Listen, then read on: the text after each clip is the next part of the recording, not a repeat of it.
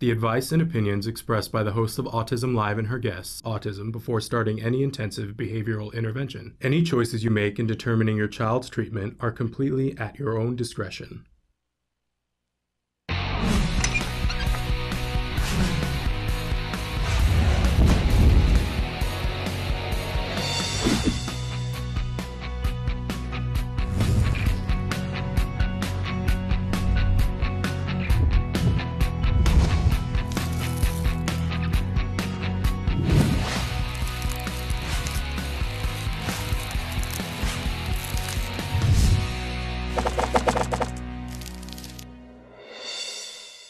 Good morning and welcome to Autism Live. I'm Shannon Penrod. We're webcasting to you live from the Center for Autism and Related Disorders headquarters in Tarzana, California.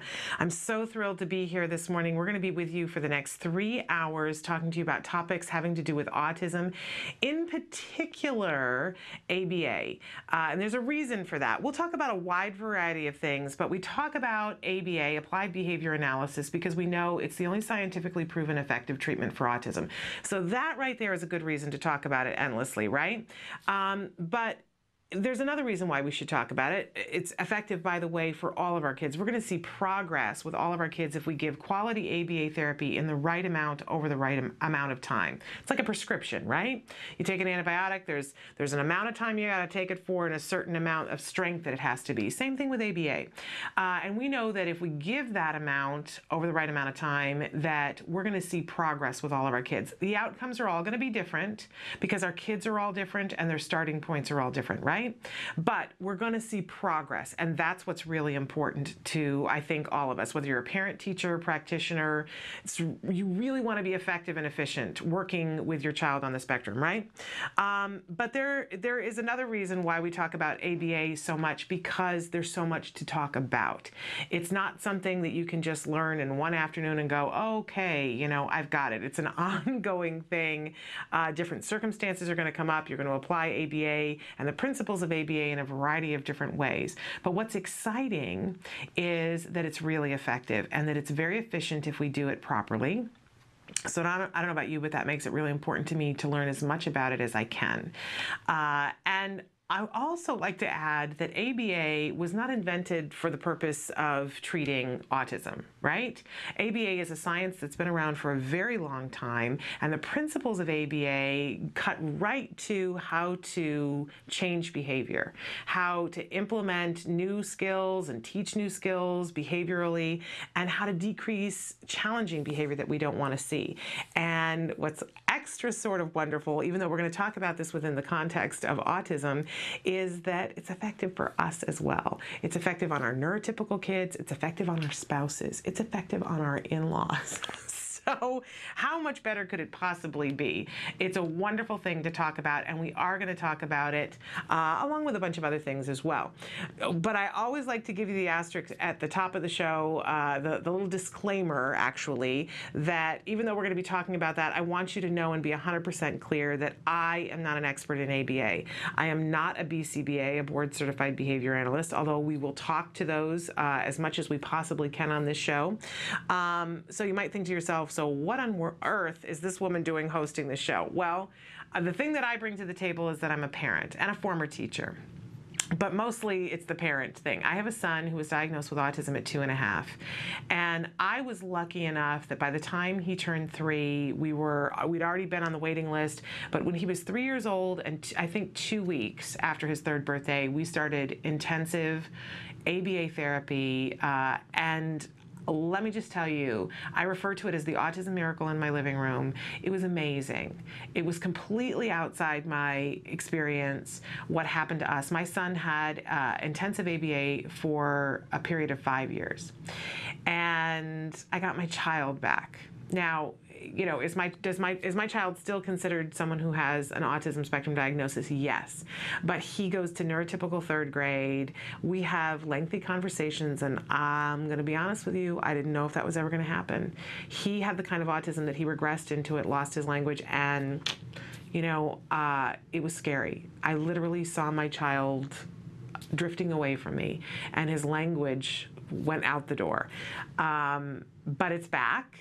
It's a little bit different than I think my expectation of what it was going to be before autism came to live at our house. But we have deep, meaningful conversations. He talks about when he's going to go to college, and we're making progress on a daily basis. Still, even though he graduated from his ABA program, we still use skills at home. And that's a wonderful thing. I'll tell you later on about our shoe tying that we've had going on the last couple of weeks and where we got to this morning, because we have to celebrate the victories, right? And I got a victory for you. In any case, that's why I'm here, because I am a huge fan of ABA. How could I not be? I got my child back, and I continue to get my child back. And I really want to be able to convey to you information that hopefully can help you on your journey to get ABA and to be a really strong member of your child's team. Very early on in autism, I saw that as much as I wanted to be able to do it myself and be the strong mom who takes care of things, be that mommy warrior, it really takes a team, right? We all have to accept that, take a deep breath and say, whether you're the teacher, the practitioner, or the parent, we all have to work together. It takes a team. And that's going to mean some deep breaths, right? Because it's hard. It's really hard. This is an emotional journey, and it's hard to share it with other people. But believe me, if you do, you will be glad that you did, because it builds your program and helps your child, helps you. So I hope that I can be a part of your team now, and I want to be a conduit for you. I mentioned I'm not the expert, but guess what? I have access to the experts, and I want to help you to have access to them too. So we have interviews with experts. We had wonderful Evelyn Gould yesterday with us, BCBA. We're going to have Dr. Jonathan Tarbox tomorrow with us talking about research. So, and as much as possible, we bring experts in here. But even if I don't have an expert in here on a given day, we have access to them. During breaks, we're able to call people, email people, have them consult with us. So if you have questions, this is what we want. This is supposed to be a conversation, and we really enjoy it when it is. So there are lots of different ways that you can get a hold of us to pose your questions or say, hey, just a suggestion. I want to see more about potty training, or I want you to talk more about a specific challenging behavior. And then we can put that together for you. So let's go over some of the different ways that you can be in touch with us. If you're watching us right now live on autism-live.com, and you'll know that we're live because on the top of your screen it'll say live, there's a your question box. If you type into there, put your question in there, hit enter, it magically shows up here on my screen. You don't have to log in, there's no cost to it, right? And then we'll answer your question as quickly as we can. Like I said, I might have to consult with somebody during a break. A lot of times that happens because I don't want you to think these answers are just coming from me, because what I don't know is endless, right? But I have the passion to find the answer for you. That's why I'm here. Okay, if you're watching and it says rebroadcast across the top, then the best way to get a hold of us, well, there's several different ways, but one of the ways is through email. You can email to us, and what will happen is that we'll get your email, we'll answer it in a typewritten response and cover it on the next available show live as well. But that's not the only way you can get a hold of us. You can also be phoning us. Here's our number. You can give us a call if it's during the live show and you want to. They'll patch you directly into the studio here with me, and we can be having a conversation, which is a lovely thing. If you're really adventuresome and you have video on your computer and you'd like to Skype, you can Skype in with us. And during the live show, you and I can be having a conversation, and our audience can see you as well. And that's a really fun thing. A lot of times we'll Skype with our experts and with parent bloggers. We're excited to be having some more parent bloggers coming up next week. So that's another way that you can get a hold of us. But you can also get a hold of us through Facebook. And while you're there, if you give us a like, we have a brand new Facebook page, and I sort of look at it and feel like it's the long gone forgotten, I don't know. But if you want to give us a like there, we'd appreciate it. We love it when you guys answer the question of the day on Facebook, because then not only do we get to see your response, but everybody else does. And I love when you guys talk to each other and support each other. It's a wonderful thing. You can also tweet to us. I'm very new to the Twitter block, but getting better better at it. So we love it when you guys tweet to us. Again, your suggestions, your comments, complaints. If there's something that we're doing here, something that I'm doing here that's not helpful to you, let me know. I gave up mind reading to be an autism mom, so please just tell me. I'll handle it. My purpose here is to be helpful, and if I'm not, I want to change it, right? Okay, so those are just some of the ways to get a hold of us, but there's lots of ways to watch us too. You might be watching us on autism-live.com, or you might be watching us on blip.tv. We've got our own little channel there if you want to go back and fast forward, rewind, pause because your child, something's going on and you need to go. I get that, right? You can also subscribe on Blip. You can leave comments on Blip. We absolutely love that. And you can also search a topic or a day. If you know, oh, I know that Fridays, that it's research day, and a lot of times Dr. Jonathan Tarbox is there, and I love when he talks. You can just search the Fridays and search his name and find those videos. But you can also be watching us on YouTube, YouTube, and then iTunes is later, but YouTube, melding them together, a merger that hasn't happened.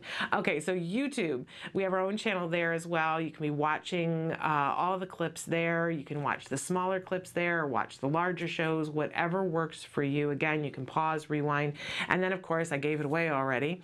You can watch us on iTunes. You can download the whole show there. You can subscribe to it so that you never miss an episode, pause, rewind, the whole thing, and very soon, I know I keep promising it, but it's coming. Very soon you're going to be able to download the audio only portion. I know you guys have been asking for that, and it is in the pipeline. It's coming to you. I don't know what the holdup is, but it is coming. It's the gremlins. We have gremlins from time to time. In any case, and you can now watch us on Ustream. This is our newest place to watch that you can be checking us out there, which we absolutely love, and we want to thank Ustream for helping us to make that possible. Wonderful. If there is a venue that you would like to see us on that you have, we're not on, and it's probably because we're not aware of it, or I'm not aware of it. So let us know. If there's some other service that you would like to be downloading us on, please let us know. We're very interested in that. Okay. We like to start every single morning with something that we call the jargon of the day. And I was very adamant that we had to have this. I feel like it's our warm-up for the day. We have to make friends with the jargon, right? We all do. I know that for teachers and practitioners, it's just par for the course, right? They start using the jargon, they learn the jargon on the job, and it becomes part of their everyday conversation. As parents, it's sort of like being thrown into the pool, because we're desperate to know what's being said about our child, but we haven't had the ramp up to find what all these terms mean. So I like to take, just like we do with our kids, one thing at a time, right? How do you eat an elephant? One bite at a time. So we're taking one little bite out of jargon every single day, one word, one phrase, one anagram, and we try to demystify it. I also take great pleasure in making fun of the definitions, the actual definitions, because a lot of times they're filled with more jargon. But we give you the actual definition, and then we give you a little bit more user-friendly, slightly less specific, but an entry point, if you will, a place where you can begin to understand and apply this to the individual circumstances that you're looking at in your life. Over time, it gets easier, right? And when you hear these terms over and over and over again, they become your own.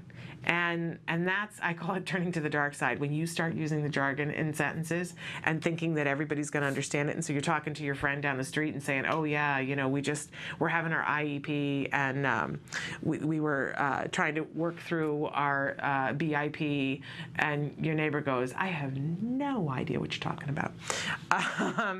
That's when you've turned to the dark side. But it really makes you more effective, more efficient, which is the thing we're always striving for, right? You're at the meeting, you don't have to stop and say, what does that mean? You can continue on and know, and you can know the terms to ask for to get the best results. Okay, speaking of which, this is, I know every day I say this is an important one, you gotta know this one, but today's is a very important one. And I have to tell you, it was hard, this one was hard for me to remember, but once you have somebody do this and you see the result from it, you'll never forget it again. Okay, what am I talking about? Our term for today is FBA. And an FBA it stands for a functional behavior assessment. So our actual definition is a multi-step problem-solving assessment process designed to determine the function of a behavior. Great. If you've been around ABA for any period of time, you probably know this. A multi-step problem-solving assessment process designed to determine the function of a behavior. If you are new to ABA, or if you haven't, you might know what this thing is, but didn't know that it was called an FBA, which is okay. Let's give you the slightly watered down version, a little bit easier to understand. It's an essential process that helps us understand why a challenging behavior is happening so that we can change it, right? I think so often, especially after the diagnosis comes, I know I certainly ask this question. I hear parents asking this question all the time. My child would do something and I would say, now, is that my child, is this just a behavior that can be worked on, or is that the autism? And in my head, I was thinking, because if it's just the autism, then I need to get on the acceptance wagon train for that, right? That would be incorrect.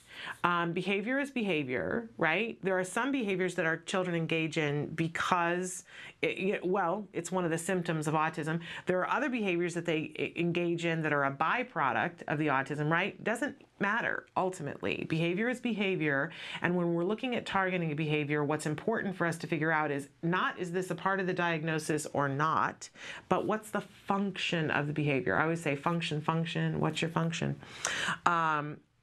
Because that's what it's all about.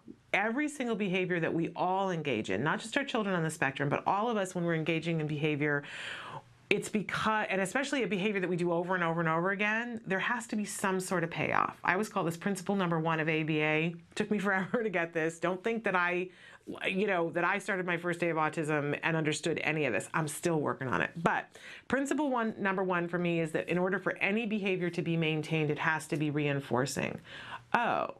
In order for any behavior to be maintained, it has to be reinforcing. So everything that you and I do on a regular basis has to have some sort of payoff, some sort of paycheck. Well, think about the things that you do in life that are good, behaviors that we like. The fact that you get up and you brush your teeth. That we want that behavior. We want to encourage that behavior. We want to maintain it. So what's the payoff for brushing your teeth? Well, there's long-term payoffs for it, right? That, it costs you less at the dentist. It's less painful at the dentist. There's all of those things. But I think the vast majority of us are much more concerned about the short-term payoffs. Your mouth feels better. You wake up in the morning and, right? So we brush our teeth so that our breath isn't stinky and we have a better feeling on our teeth and in our mouths. And we start our day in a way, it gets us set up for it. We find it refreshing on some level. I think it's different for different people. But in any case, we keep doing that because we get the same results for it, and they're rewarding results, right? Think about some of the things that you do in your life that not so good behavior. I can think of many for myself, right? Why? And it may be that we look at it and say, well, the long-term results of this are not good, but what's the short-term result? Because that's probably what the function is. That's probably what's maintaining it. Same thing for our kids. If our kids are engaging in challenging behavior, there's got to be a payoff, right? And if we want to change that payoff, if we want to change that behavior, we got to find out what the payoff is and find a different payoff or a different behavior that gets the payoff, the same payoff. And we got to stop paying behavior that we don't want to see more of. Likewise, on the flip side of it, we'll talk more about this later on, if there's a skill or a behavior that we want to encourage, then we need to find a payoff that's the proper payoff for that and be giving that on a regular basis, right? But especially when we're talking about challenging behavior, and we're going to talk a lot about challenging behavior today, we need to find out what the payoff for that behavior is.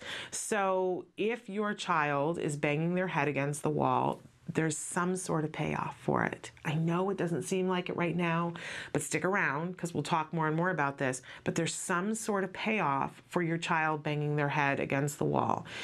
If we do an FBA, and I always like to remind you that especially with with self-injurious behavior, you want to have an FBA done, and you want to have it done by a BCBA who has experience with autism and has experience with the challenging behavior you're wanting to target. These are professionals who have trained and learned how to efficiently and effectively find the function of the behavior so that we can design the quickest intervention to get it taken care of. I always like to remind you, if your car's doing something weird, you don't just start pulling hoses out, right? And putting different things in and going, well, it's probably this, and I'm going to listen to my gut about this. I'm always telling you, the parent's gut is important, right? But not when it comes to FBAs. Tell the BCBA, the Board Certified Behavior Analyst, my gut says that it's this, so that they know. They're going to interview you about it, but let them figure out what the function of the behavior is. Honestly, it's the one period of time that we don't want to go with our instincts. Get the FBA done by a professional. I was using the example of the car. We're not pulling out the hoses, right? We go to a mechanic. We drive over to the mechanic, over to the garage, and we say, it's making this noise. Every time I do this, it's doing this. I think it might be this. Sometimes you're right? But sometimes the mechanic goes, no, I want to look at this. And you go, oh, really? That could be causing that? I had no idea, because I didn't go to mechanic school. Well, I didn't go to school for ABA either, and I'm guessing that a lot of you didn't. And if we said the importance of our car and the importance of our child, right? No brainer. I like for my car to be safe because that helps my child to be safe. But if you were to say you get your car or your child, I'm going to pick my child every day of the week and twice on Sundays, right? So we want to give this, and especially self-injurious or any kind of violent behavior, we don't want to self-diagnose because we run the risk of making it worse, right? And we don't ever want to be in that position. So you get your BCBA, the BCBA comes in and does an FBA, the Functional Behavior Assessment. They're going to interview you. They're going to ask you when the behavior happens, what the behavior looks like, what happens directly before the behavior, what the consequence of the behavior is. They're going to ask everybody else who has seen the behavior, so not just you, right? So there's an interview process of it, and they're multi-step, right? But at some point, they're going to want to try to see the behavior to see what actually is, they'll refer to it as what's maintaining the behavior, what the function of the behavior is, what's the payoff for the behavior. Once they know what the payoff of the behavior is, then we can put a replacement behavior in that gets the same payoff.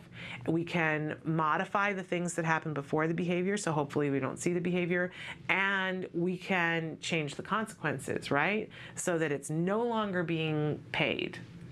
I love to watch, well, I don't watch it very much anymore, but I used to love to watch Dr. Phil. I love when he says, he's sitting there talking to an adult who doesn't have autism and saying to them, well, why are you robbing liquor stores? And they go, I don't know. And Dr. Phil says, well, there must be some sort of payoff because you wouldn't keep doing if there wasn't a payoff.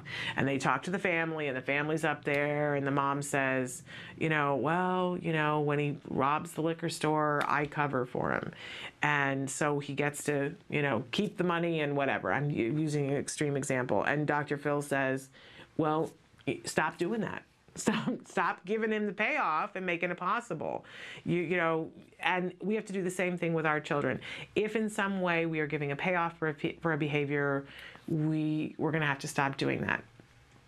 I was guilty of this. I always tell the story about when my son was banging his head against the kitchen floor, and as soon as he would bang his head against the kitchen floor, I would run over and go, oh no, my baby, don't hit your head, and rub his head and rock him and, and sing to him and everything. And I did not realize that that was an inappropriate response, because in his way of thinking, he was like, well, when I crack my head against the floor, all the good things in life happen.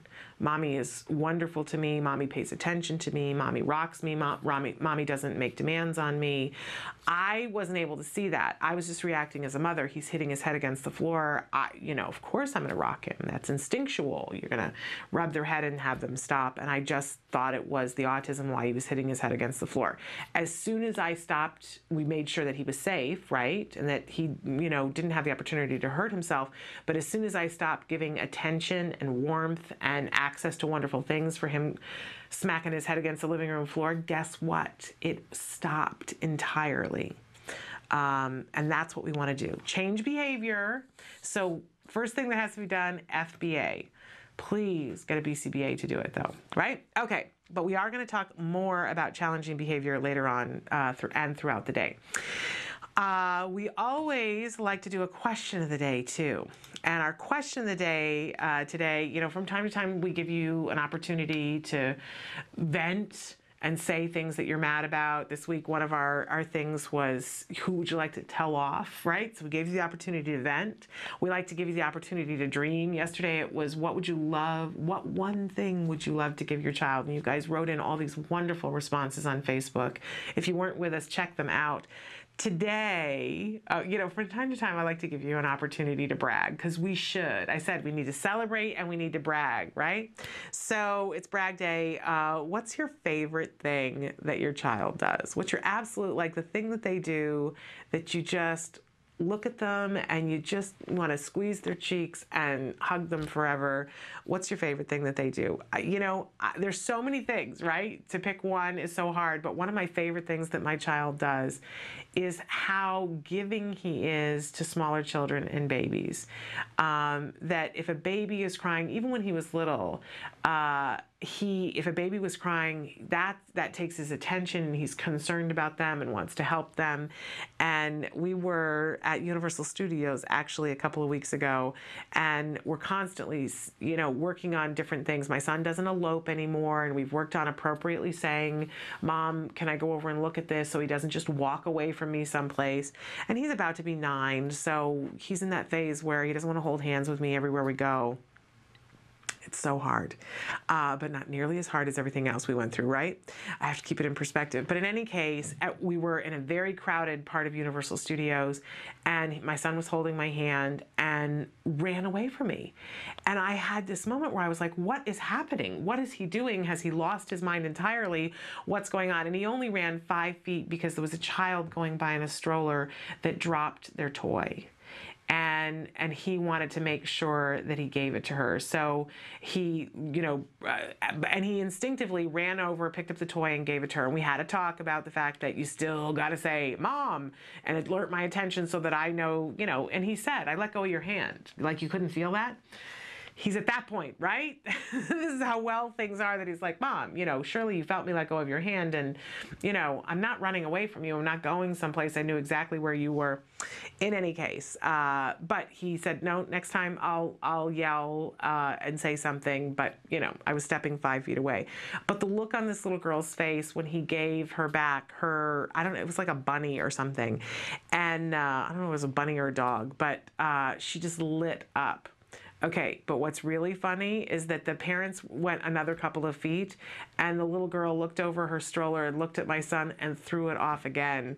And I said, oh, I think somebody's doing it deliberately now because she likes the attention, likes to be saved by her shining knight in armor. Our kids are the same way. But in any case, I love how giving and supportive and sweet he is with little kids. It's just such a sweet little thing.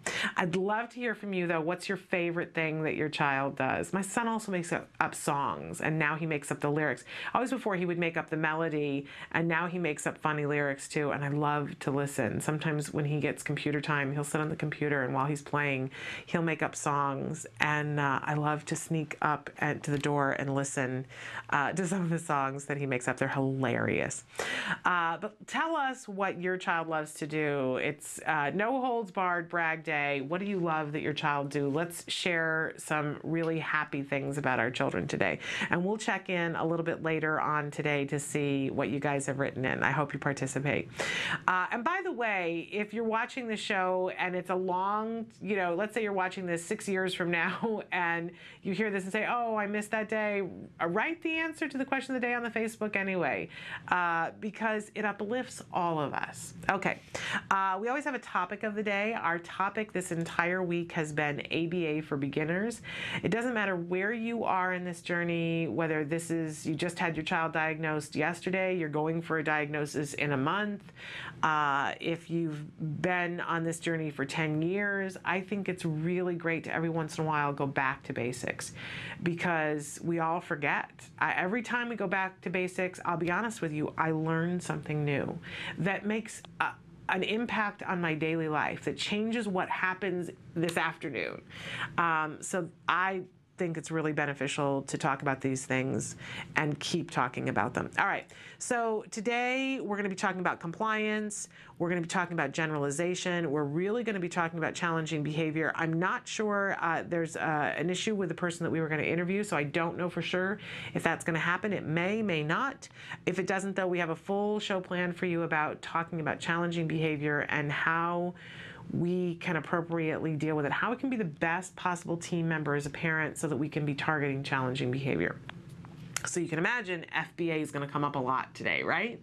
All right, we're going to take a break. When we come back, we're going to be talking about compliance and how we can get compliance, not only from our kids, but how we can get the things that we want in life ourselves by following some simple rules. So stick with us. We're going to take a break and be back in just a minute.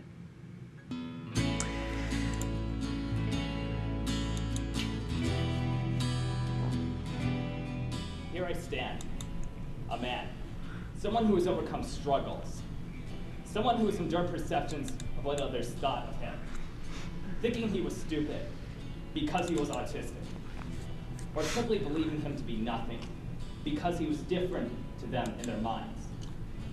But I stood my ground. I just wanted to say to the organization in general, alongside helping me to improve communicatively and socially, the other greatest gifts you gave me were the value of discipline and a good work ethic. To quote Anthony Kiedis, to celebrate you is greater now that I can. You helped me to realize that the harder you work, the likelier you are to achieve success. Having had to work very, very hard to recover from autism, this discipline has continued to serve me well. I also realized that you taught me a lot about and instilled within me a quality of having compassion and sympathy for other people. That you will be concerned more with the needs and wishes of others than with your own is something that I'm awe of and I constantly strive to be. And in closing, the only way I can sum up all of you is love. Everything you do to help families in need, you do out of the sheer love of wanting to make a positive difference in people's lives. And as I stand here before you as a mature adult, I have to say that I'm extremely grateful for your unwavering love and commitments to helping others and me recover from potential life roadblocks and become active and contributing members of society. While I can't overcome obstacles without a will, I cannot have a will without the love of those supporting me. And without love, I am nothing. Thanks again so very much for your love, everything that you've done and continue to do. Please give my best wishes to your families, everybody else with cardio isn't here, and especially all of your clients and their kids. I'm confident that they too will be able to overcome, and I know that they'll be successful in what they do as long as they continue to put their minds, hearts, passions, and best efforts into it. Enough said.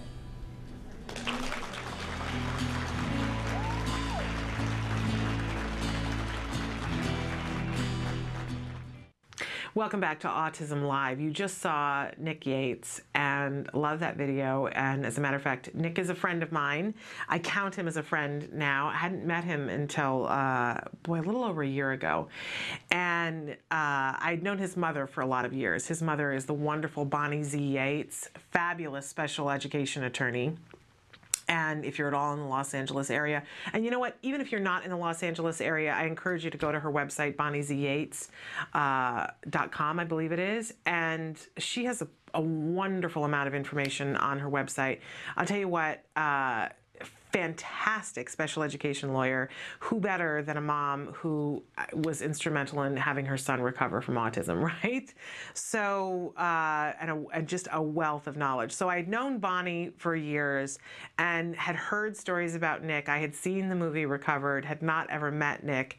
And then I think it's a little over a year ago that I met Nick for the first time, and I do count him as a friend now. He's one of those people that you come into your life and you go, oh my gosh, I'm so grateful to know this person and that this person is on the planet, right? And even last night I was on Facebook, and he and I got to have a conversation on instant message on Facebook, and just some of the things that he says, I just always say thank you. I'm so glad that you're on this planet. So glad that you're on this planet. Lovely, lovely conversation. He's finishing up his, I believe, junior year of college. What an inspiration he is, and has been working on this project that's coming to fruition. I'm just so excited for him. In any case, a really remarkable human being. I hope you get the pleasure of having Nick in your life in some way, whether it's that you watch the recovered video or we have him on the show from time to time and interview him. And I'm sure that we'll have him at some point this summer while he's back. So a remarkable, remarkable individual. Aside from having recovered from autism, right? Like, that's a whole side issue. And I love that we have the opportunity to talk about that. But Nick, in and of himself, a really neat person I wish you could all know. In any case, I promised that we would talk about compliance because, and I have this lovely slide here, that compliance equals, if you stop and consider in your life right now, and let's start first talking about your child who's on the autism spectrum, whether they're in your classroom, in your home, or you're working with them. If you had compliance, what could you do? What could you do? I always remember watching when we were first diagnosed and people were talking about interventions and ABA and other things, and I would see these videotapes of kids sitting at a table and a therapist laying down cards on a table and saying, you know, give me this one, right?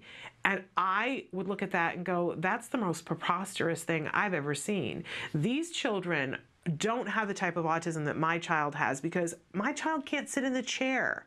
My child can't sit there and make eye contact like this child is doing. You know, if you say, give me the whatever, my child would be underneath the floor picking at the carpet. What are you talking about, right? And I just would go, oh, well, you know, that this is not for us. Clearly, this is a different kind of autism than what my child has, right? And I would be very dismissive. But the difference between those children and my child wasn't the type of autism that they had at all. The difference was that those children had already learned the benefits of compliance. And literally the benefits of compliance, so that they had learned that if they were compliant, they were rewarded for it. So they were willing to be compliant, which is what got them in the chair. And then once they were in the chair, they could learn the benefits of compliance so that they could make eye contact. And once they learned the benefits of compliance with those things, then they started to learn.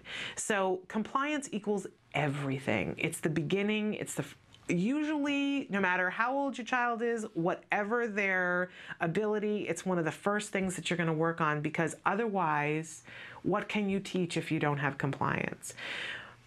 Now, you can teach, though, once you have compliance, and beyond that, everything else becomes so much better, right? If you had compliance with your child, what couldn't you do? I always like to talk about the fact that I couldn't walk down the sidewalk with my son. He couldn't hold my hand and walk with me. He didn't know how to do that. We didn't have enough compliance for that to happen. So even the smallest joys of life, to go for a walk with your child, wasn't open to me. Once we had compliance, it was. And it doesn't have to be a battle. And I think that that's the thing that a lot of times, and I don't think it matters whether you're a parent or a teacher, we have this thing where we think, well, I'm going to get compliance if it's the last thing I do because it's the most important thing.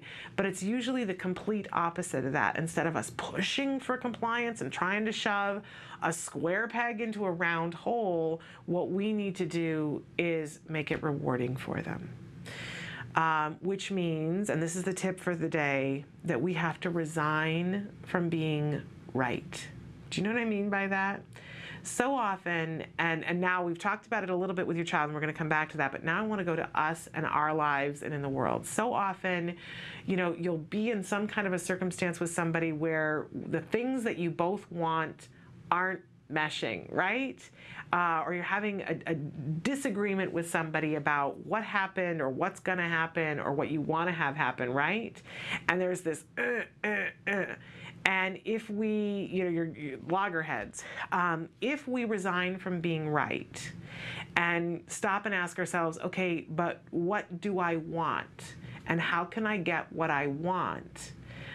we can stop arguing. Okay, so the example that I'm going to use, you ready?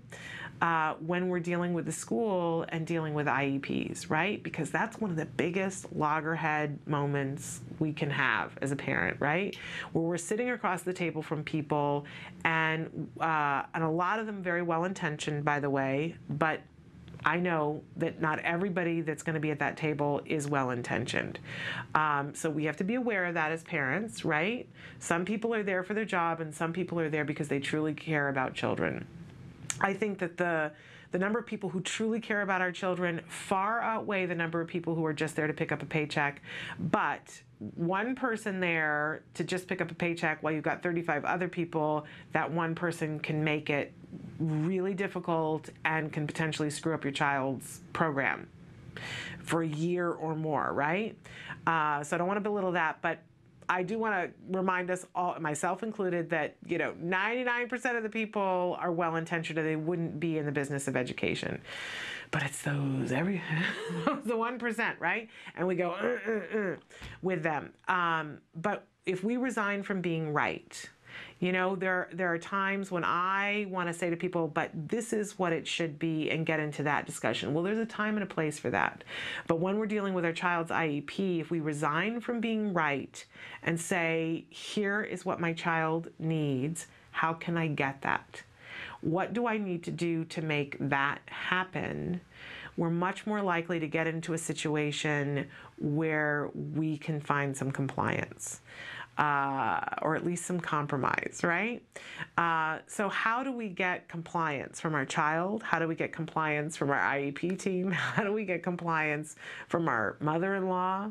I don't have a mother-in-law, so I can say that. Bless her, may she rest in peace. My husband's parents were both deceased before we got married, so if you're thinking, that's terrible that she talks about mother-in-laws, I never had the opportunity to meet my in-laws. So, I could say mother-in-law, it's allowed. Not offending anybody in my family. In any case, if we come from a place of saying, I want to make it rewarding for this person to be in compliance with the thing I'm asking to do, that's really what we want to ask ourselves. How can I do that?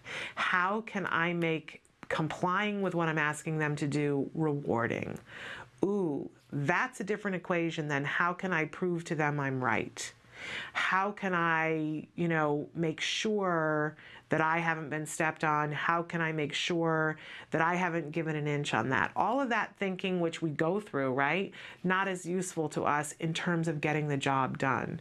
I always talk about what's important, right? And a lot of times it can be confusing. And I actually, no, I guess not. I thought I had a slide for that. But in any case, if we stop and consider what's important, and having our children be compliant is more important than lecturing them. I said it. If you watch the show at all, I like to nag. It is my part-time hobby, and it's my go-to. That if my child does something, it doesn't help. I know it doesn't help, but it happens anyway. It just bubbles out of me, and I try to jam it back in, but it doesn't happen. Right? So I got to be mindful of that and constantly be asking myself the right questions, which is, how can I make this rewarding enough that this person wants to be compliant? Not just I can force them to be compliant. How can I make them want to be compliant? Okay, I promised that we were going to talk about what happened this morning with the shoe tying. That I've been telling you guys the fact that my son learned shoe tying years ago. It was a hard battle.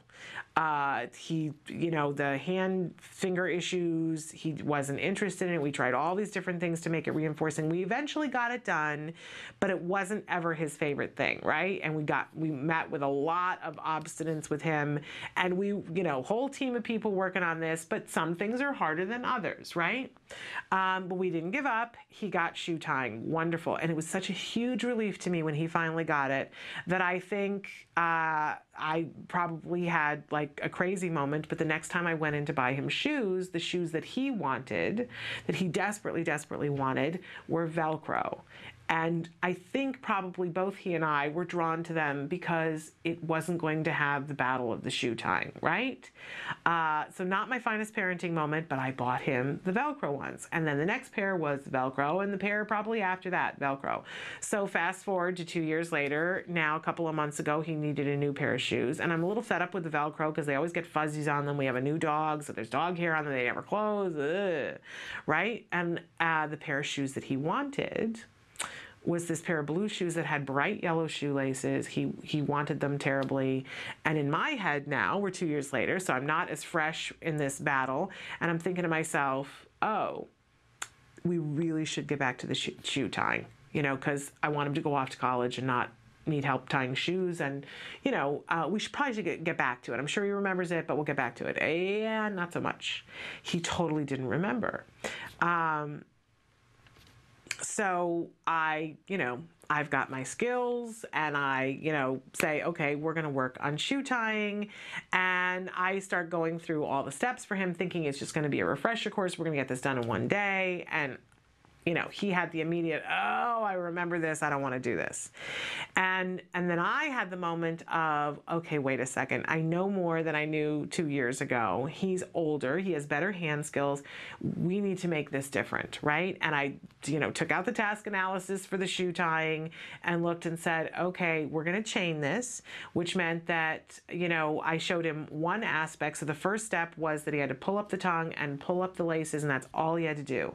Now, usually you would, take data on it and see when they master it, but he'd already done this before. And so I set myself that every week, that starting on Monday, we were going to add another step to it. In my head, I didn't really tell that to him. But so the first week, I said, all you have to do, I showed him, I said, pull up the tongue and pull up the laces, and I'll do the rest. And he said, really? I just have to do that? And I said, yeah, no, that's it. That's all you have to do. And he said, oh, I don't mind doing that. And I also gave a reward for it, that usually he only is allowed to watch educational television in the morning. And I said, if you'll do the steps with me, then you can watch a little bit of one of the programs that you like 10 minutes, and then we'll go to educational television before. Oh, really? All I got to do is pull up the thing and pull up. Oh, yeah, no, I'll do that. Now he's happy to comply. Right? So then the next Monday I was like, okay, now you got to pull it up and you got to make the X. And, and if you do that, you get to watch your 10 minutes of regular television. Oh, that's all I got to do and you'll do the rest of it? Yes, absolutely. So we took it really, really slowly. Well, I still had 3 more steps on my task analysis, right? And yesterday morning, I sat down and I'm doing it with him, and we gotten to the point where it's time for me to take over, and he just tied them himself. He just did it himself. And I lost my mind and flipped out and was like, that's so wonderful. You did it. And I was so excited. He was like, what? I did what? And I said, did you realize you did the whole thing? Because I had chained from the beginning and then I chained from the back. So really he had all the steps. He just wasn't doing them all together. And he just did it on his own without me even asking him. And he was so thrilled, right? So now we get to this morning and it's time. And I said, okay, so, now I know you can do it. So you got to do it. And he was like, I don't want to do it. And we, by the way, gave him big reinforcement yesterday, something that he wanted and that he'd been wanting for a while. And, it's a thing that he can play with on a daily basis. And I said, here's the deal. Every day that you tie your shoes, you get to play with this thing. And I said, if you don't want to tie your shoes, that's fine. I'll tie your shoes for you, but you don't get to play with this thing on the day of. And he said, how does this work? How is, and it was reminded, I told him the story about how we potty trained him this way too, and which he thought was a hilarious story and that he really enjoyed. And he said, so, when does this stop? When am I going to get to just play with this thing without tying my shoes? And I said, here's the deal. You're going to tie your shoes every day. I tie my shoes every day. It's just one of those things that we do every day. But it's not, you're just going to get that much better at it, right? And he said, okay. And then he actually thanked me and said, thanks, Mom, for being so patient with me tying the shoes. Because he does have a little bit of a memory about how much angst we all had with him. And it reminded me that it has to be what's important, right?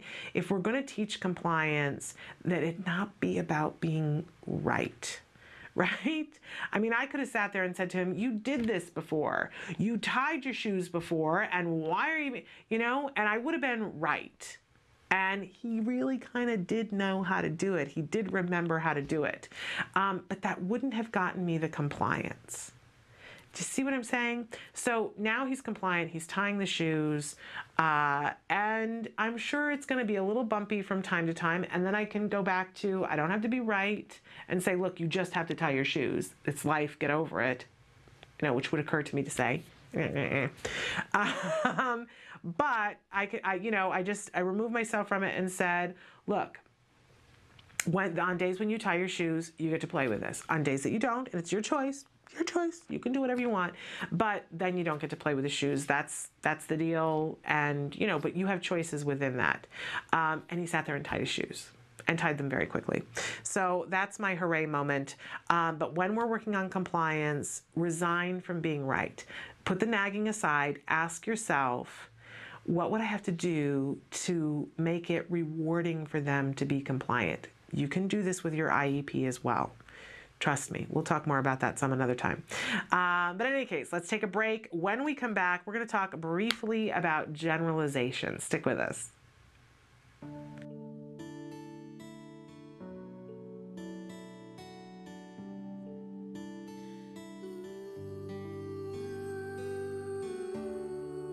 I am grateful for Autism Speaks because they allow families like me to have hope.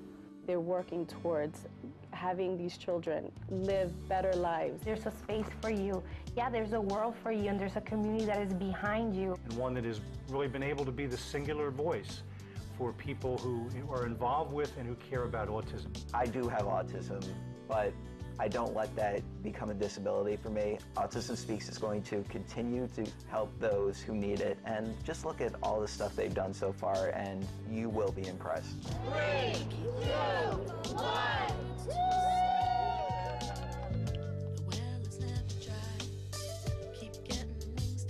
And you need to support the walks. We have to raise awareness, but we also have to raise funds to do the work. I'm grateful for Autism Speaks for one main reason, is they are allowing me to focus on the research. The work that Autism Speaks has been doing is critical for keeping autism research on the radar screen.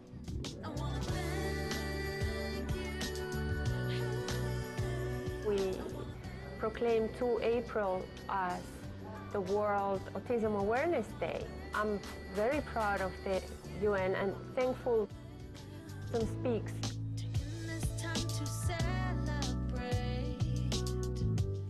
Getting the health mandate bill passed in New Jersey particularly, we needed to be able to make an argument, not just do this because it's the right thing to do, but do it because it's cost effective. When everyone else told me nothing was wrong with my son, I got information from a website that told me something wasn't right. I am so proud of Autism Speaks for creating these beautiful ad campaigns, which have reached people who are not affected by autism and have also created a greater climate of compassion and understanding. It's been really great for Bachman to have gotten involved with Autism Speaks early on. I think everybody here feels like they really make a difference. To make sure that we generate as much money as we can for Autism Speaks so we can all solve this puzzle together.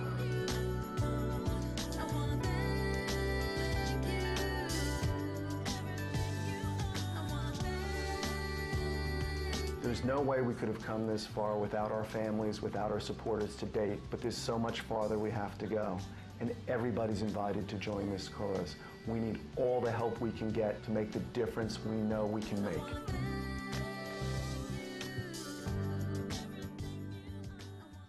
Welcome back to Autism Live. I'm Shannon Penrod. We're webcasting to you live from the Center for Autism and Related Disorders headquarters in Tarzana, California. It's Thursday, and one of the things that we like to talk a little bit about on Thursday is the wonderful thing called generalization. If we're going to talk about ABA, we can never have a conversation about ABA without taking generalization into consideration. This is one of our jargon terms that we'll hit on from time to time. Generalization is, there are things that we're going to teach our child that are specific, right? But we're always striving for generalization. Generalization is when the child can take what we've taught them and apply it to new things in the environment that we haven't specifically taught. And so that's where we always want to get to, and we always have to be planning for generalization from day one. So if we're going to introduce a new skill, and since we were just talking about tying shoes, let's keep up with that. That right now, my son is tying shoes, and they're a specific kind of shoelace, and they're yellow, and they're all these different things. But I'm not trying to just teach my son how to tie this pair of shoes, right? I want my son to be able to tie shoes so that he can tie shoes the rest of his life, no matter whether the laces are thick, whether they're thin, whether they're curly, they're not, that he's going to be able to tie knots and do different things. So no matter, and this is true for everything that we do. I always bring up the example of my mother teaching me to drive the car. My mother didn't want to just teach me how to drive her car. My mother wanted me to be able to drive a car on any road, on any freeway, any car, whether it was a friend's car, my car, the car that I went to buy, the rental car, right? And in any situation, she couldn't possibly teach me how to drive on every single kind of road and every kind of shoulder and every kind of car passing me and every kind of situation that could potentially happen in which I might have to respond with lightning reflexes, right? That would be impossible. But she tried to give me the knowledge so that I could generalize all the things that she taught me and be a safe driver. So this is what we want to do with our children with every single lesson that we teach. And we've talked before about with generalization, we want for the child to be able to, if we're teaching a skill, we want the child to be able to do it no matter what the setting is. So if they can do it at home, spectacular. But we also need for them to do it at the grocery store, and we need to be able to do them at daycare, and we need to be able to have them do it in the classroom, and we need to be able to do it when they're at grandma's house and at their friend's house and at the birthday party, right? In the swimming pool, everywhere, right? And take into consideration different rules and things that are happening in those places. So settings is one of the things. We need for a child to generalize skills across people, not just, for them to be able to do it with mom, but they have to be able to do it with dad too. Doesn't that come up a lot? That there are some, I can remember my husband after we started ABA coming to me and saying, okay, I don't get it, because he's compliant with you and he's compliant with the therapist, but he's not compliant with me, right? And he had to do some work and we had to do some work to make sure that he's going to be compliant in those different circumstances and with different people. One of the big reasons why we say it takes a team, because if you're just one person working on ABA, bless you, and I appreciate you, but you got to get at least one more person. Otherwise, you're going to be teaching your child how to respond to you, right? And even when you've got a team of people, you want to be going, I always say, give your program legs. Take it out into the community. You want to be going to the store, because at some point you're going to sit with your child and you're going to teach the lesson that when I say to you, what's your name? That the child responds and says, my name is Susie Q, right? And that's great. But then you go to the grocery store and the child's sitting there in the little basket and the grocery clerk says, what's your name, sweetheart? And the child doesn't know how to respond because the sentence isn't quite the same, right? So we're constantly wanting to make sure that we have other people besides us and other people besides even our team involved and taking it out into the real world so that our child has the opportunity to generalize these skills as much as possible. We want for the child to generalize across stimuli so that, if we're teaching, that this little rubber duck is a rubber duck, but, then there's a rubber duck that's gold, right? We want them to learn that a rubber duck can look different ways, and that there's different yellows, and that there's different ducks, that you could have a rubber duck and a wooden duck and a real duck and a picture of a duck and a three-dimensional duck, right? We want them to have global understanding of everything that we teach. So we don't want to plan it later on. We talked about this last week, that so often the tale that I hear is people who say, with potty training in particular, well, you know, my child can do it at home, but when we go out someplace else, my child can't do it. And that's because we didn't plan for generalization from the beginning. Because early on, if we had had the child pooping in the potty and going, woohoo, and then within a short period of time, within a couple of days, like say a week, we then went to another really safe environment and the child pooped and we did the woohoo, and then we took him to the grocery store and woohoo, then the child would be much more likely to be able to go to the bathroom on a trip, right? We can work towards it later on, but then we're having to work against our child's own inflexibility. So if we plan from the beginning, we're going to get the best possible outcome for generalization. And my little tip for today about generalization is that whenever we're doing receptive and expressive language things, that we constantly want to be changing up the way in which we phrase it and the way in which we teach it.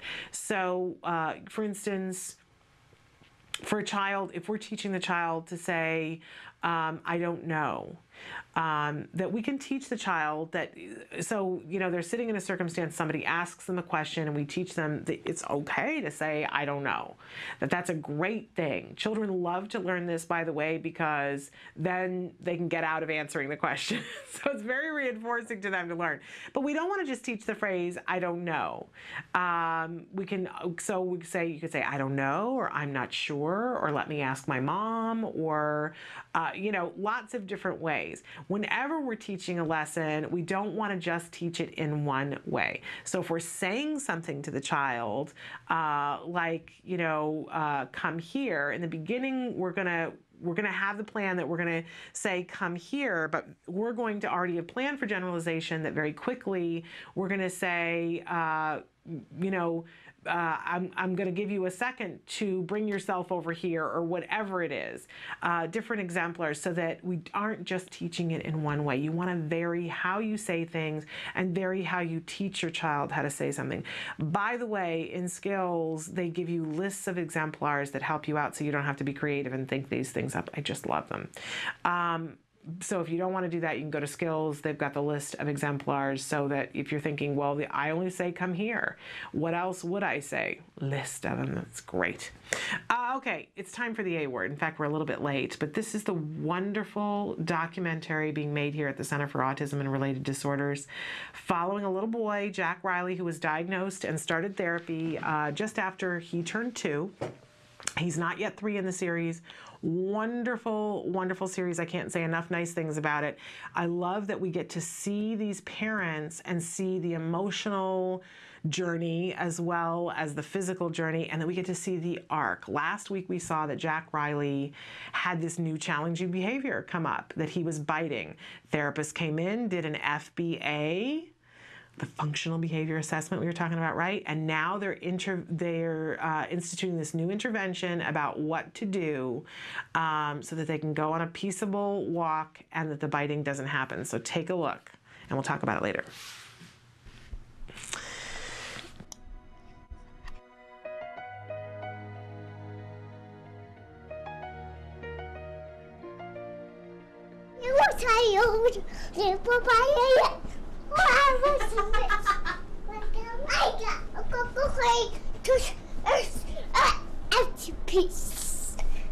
Have fun. Okay, bye. Yes, I take it. I take it. Oh. He's starting to sit a little bit longer, and he gets the idea, okay, if I sit, get my stickers, then I can go. This is actually a 10 token board, but right now he's only on 5 right now, but eventually we'll move him up to 10. It's a good way for him to visually see, that there is an end. Like, once I get all the board filled up with stickers, then I can leave. Jessica does a preference assessment to see what Jack Riley wants to work for before she begins her first trial. Okay, what do you want, pancakes or do you want bubbles? Bubbles. Say I? I want pancake. Do you want pancakes or bubbles? Pancakes. Pancakes? Say, I want pancakes. I want pancakes. Okay, sounds good. What's your dad's name? Mike. Mike, good job. Here you go. Gonna put the J on? Toy Story. With the J. J. Good job. Nice job. When's your birthday? December 15th. December 15th. Good job. How old are you? 2. Nice. Can you show me the fingers? 2. 2. Good job. Here you go. What's your mom's name? Cheryl. Cheryl. Very good. Whoops. Whoops. Here you go. Put another one on there. Where does the K go? Good job. What does it say? Jack. Say Riley. There you go. All done. Here you go. It's good. Okay, go play. See you later. What?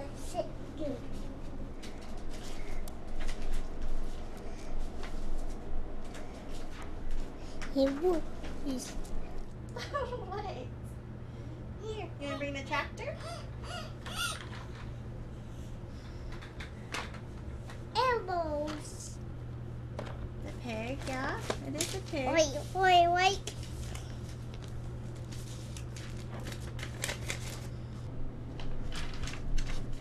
He's lining up the dinosaurs in the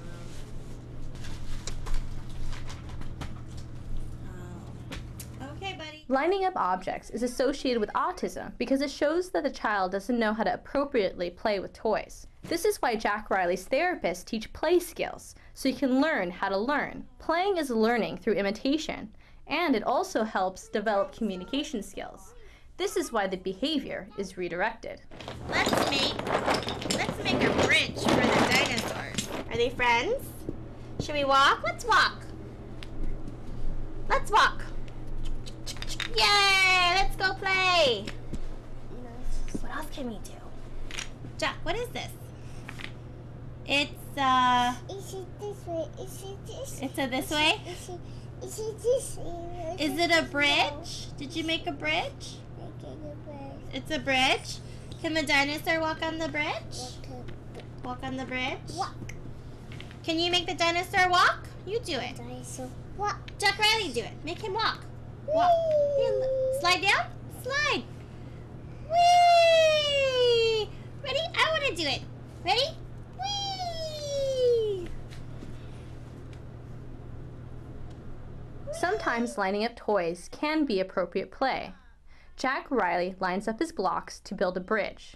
What makes lining up toys an indicator for autism is when the behavior is limited and is the only way the child interacts with the objects. That's more creative, Jack. At clinic, Sabrina suggested to make a visual schedule because he's been having a hard time walking outside. So look, what's this first? There's Dad, there's you, there's Miss Shireen. You're holding hands. Like you're walking on the sidewalk, holding hands. And then when you get to the grass, you stop. Look, you stop. You stop. Yep. You stop. And then what do you get to do? You get to run on the grass. Say run on the grass. Good job. The end. But yeah, so we were gonna show him like along the way as every step, like you walk out, you hold hand, and emphasize holding hands. Okay. You guys walking the sidewalk holding hands, and then the next picture is you guys stopping in front of the grass. Okay. Still holding hands. Okay. And then his reward is you get to play. You get to play on the grass. And he got the concept or the idea. Anyway, we'll see if put into play, will he get it? But I'm sure he'll get it. He'll get it. That. Yeah. Having a destination was the biggest thing for him. Like knowing what the goal was. I think before you say come here, and he thinks it's over. And yesterday he'd be playing and Cheryl would say come here, and he would run down, and then she'd whisper, you want to go to the grass? And he just was. Good. I think it's all been about, now we have to go in every time we call him. Every tantrum he has are really a lot of his bad behaviors because he doesn't know. What do you have to do first? Remember? When are you gonna do first, though? Hold what? You want to do it or you want me to do it? Hold what? Since he sees your picture, maybe Hold that's it for today. hands. Go hold hands with Dad, like the picture. Good, good. All right. Remember like yesterday. 15, 16, 17, 18, 19. See, we still hold hands. Can we you? still hold hands. Stop. Right? We still hold hands. Where do you guys want to? Right here, and then we made a mask. Yeah, then we stop and make a mask. Can you say, I want to play on the grass? Okay, go. Yay! Go, go, go! Have you hugged your tree today? You gonna kiss it too? Tree hugger and Come here. Come here.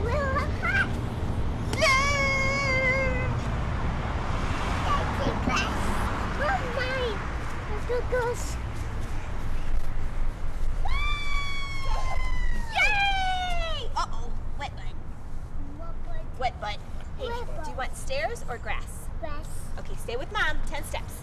10 steps. Ready? 1, 2, 3. Stay with me. 10 steps. 1, 2, 3, 4, 5, 6, 7, 8, 9, 10. You want grass? Okay, go. Using a visual schedule has helped Jack Riley a lot on outings because he can anticipate what will happen next.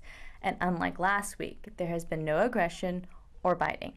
Whether it's a token board or a visual schedule, having items JR can see helps him a lot to know what's happening next and therefore be a lot less anxious. What do you want? You want grass or do you want... Okay, go play.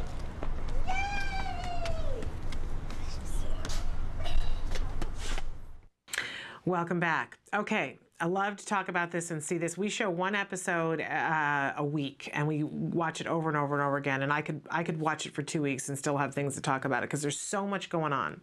But we were just talking about compliance and about how sometimes you just have to resign from being right and think about what you want and say to yourself, so how can I get the person to be happy to comply, right? Perfect example here that last week they were wanting, what they wanted was to walk down the sidewalk in a very nice, peaceable fashion with their child and have a lovely little outing with their child, right? What could be wrong with that?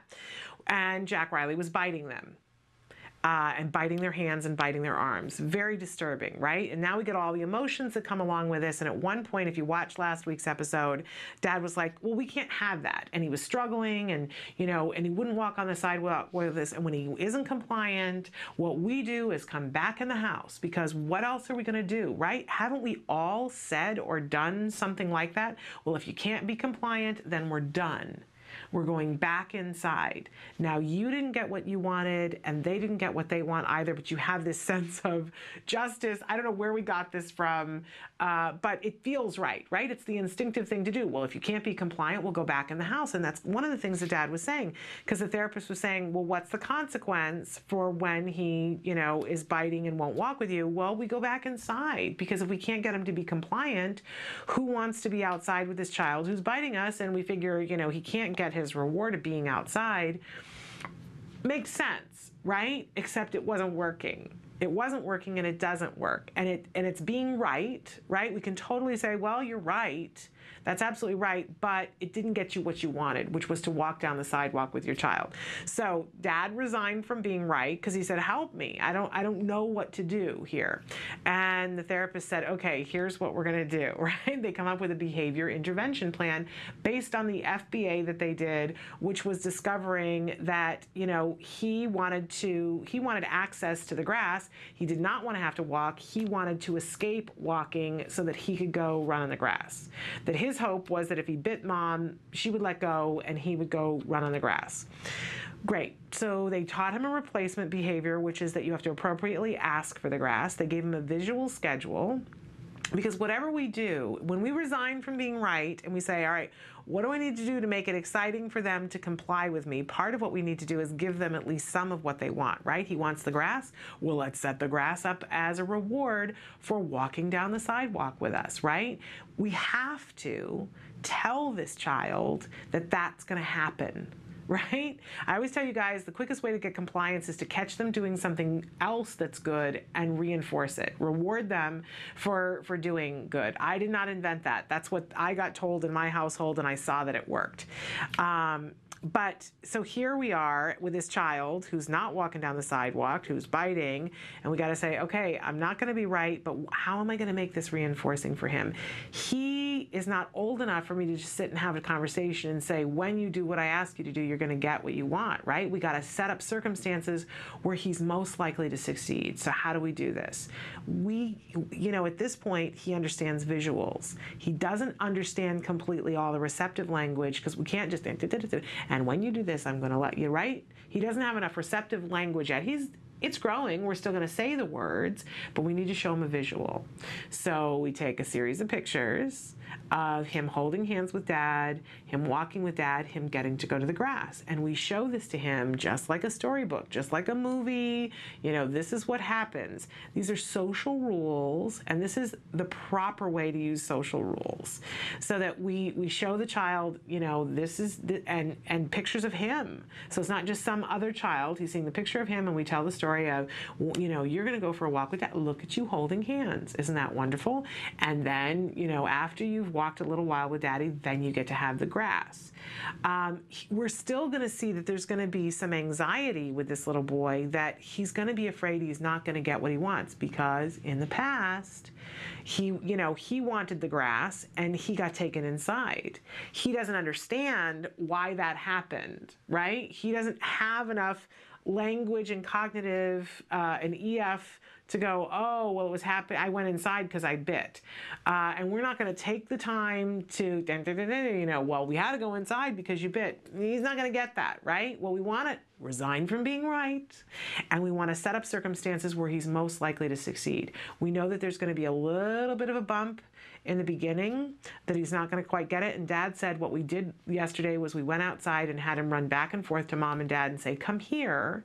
And he didn't particularly want to, but as soon as he would come and he would think, oh no, this means we're going back inside, they would say to him, grass, do you want more grass? Yes. Right? So they ramped up to this a little bit, but now they go outside, they show him the picture. See, you're going to walk down the sidewalk with Daddy, and then you're going to get the grass. And they let him run on the grass, and he's thrilled, delighted that he's running on the grass, comes to Mommy, because he learned yesterday that if I come to Mommy, that doesn't mean the end of the grass, right? So he's working on this compliance with us, and then Mommy kind of changes it up on him, and she says, do you want grass? Yes, I want grass. And he turns to go back on the grass, and she says, well, walk with me 10 steps. And you hear him go, I want grass, right? He's using his words. This is good, but he's not being compliant, right? So she starts to walk, and she says 10 steps. She starts to walk 3 steps, and he's pulling away, right? So she goes back to 1. We're just going to walk 3 steps. So she's working on that compliance, figuring out that I can probably get him to do 3 steps. I can get him to do 10 steps. She might, it might have been that if he'd had a big hissy about it, that she would have to go, the next time, not this time, we're going to walk 5 steps. But she's gauging it pretty good, and they do walk the 10 steps. He's doing a little vocal protesting, which we can expect, and we're not going to stop and say, no, you have to be quiet and completely compliant. We're trying to get to the part where he gets the reinforcement, right? So she takes the 10 steps and says, do you want grass? Yes, I want grass. He says, grass. Good. You walked the 10 steps, you get the reward. That was the reinforcement. Because what they're teaching him is that if you appropriately ask for grass, we can walk a little ways, and then if you appropriately ask for grass, we're going to give it to you. I'm just going to guess that the steps are going to get more and more. Next time it's going to be 12, and then it's going to be 14, and then it's going to be 16 or whatever, until they can walk for 2 minutes. And then he can ask for grass and he can get it. And then they can walk for 4 minutes, because they're building up the knowledge in this little boy that there is an end to things. The things that you ask me to do, there's an end to them, and I can see what the end is. I can see the light at the end of the tunnel, and I know I'm going to get my reinforcement. So a couple of really big important things here. We have to be consistent with delivering the reinforcement when they've done what we've asked them to do. We have to, and we have to be immediate. There's not a 5-minute interval. She's not standing there and saying, okay, we're going to walk the 10 steps, and then we're going to talk about it for 2 minutes. She says, grass. He says, grass. yay, go to the grass now. If she got a phone call right then, she'd have to let it ring so that she can deliver that reinforcement right there.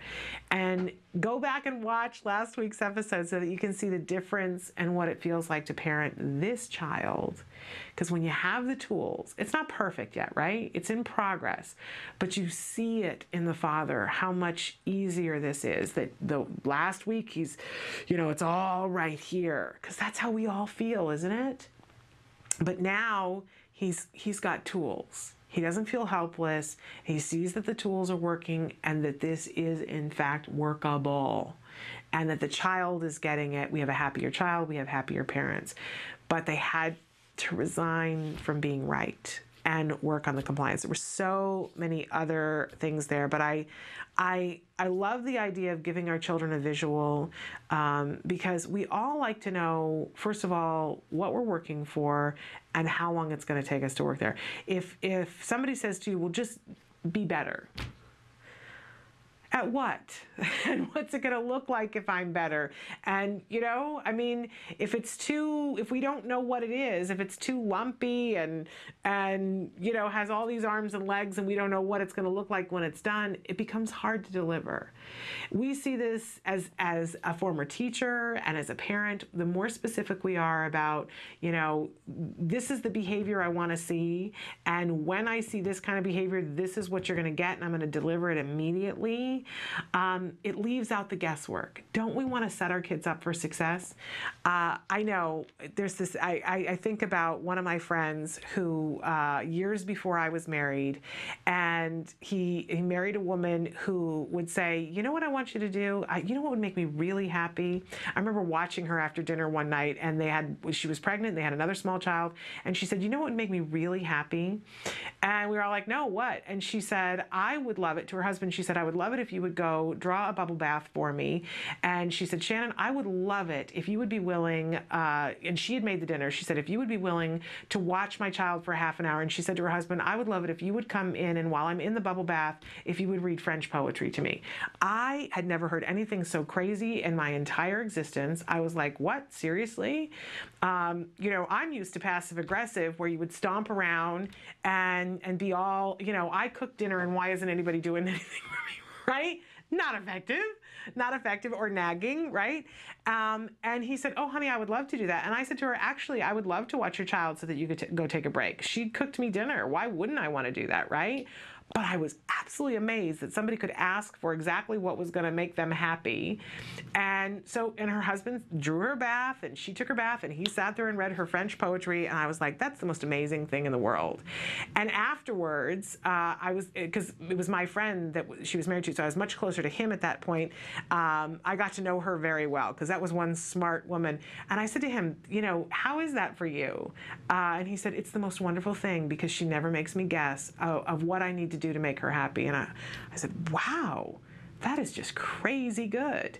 And I try to remember that when I can with my own husband, but I especially am reminded of that all the time with ABA. If we tell our kids what they need to do to make us happy and what they're going to get for making us happy, they're much more likely to do it. Much more likely to do it. We don't make them be mind readers. Okay, that's my soapbox for that. It could change your whole day. If you stop struggling with them and say, reward them for doing something good, and then ask them to do something and say, I'll be so happy when you do this that it changes the whole day. All right, we have to take a little bit of a break, and when we come back, we're going to do viewer response. You guys, our question of the day, if you weren't here earlier today, is what does your child do that you absolutely love? So it's brag day, and you can answer this on Facebook. I'm going to read some of the Facebook answers when we come back, but stick with us. We'll be back in just a couple of minutes.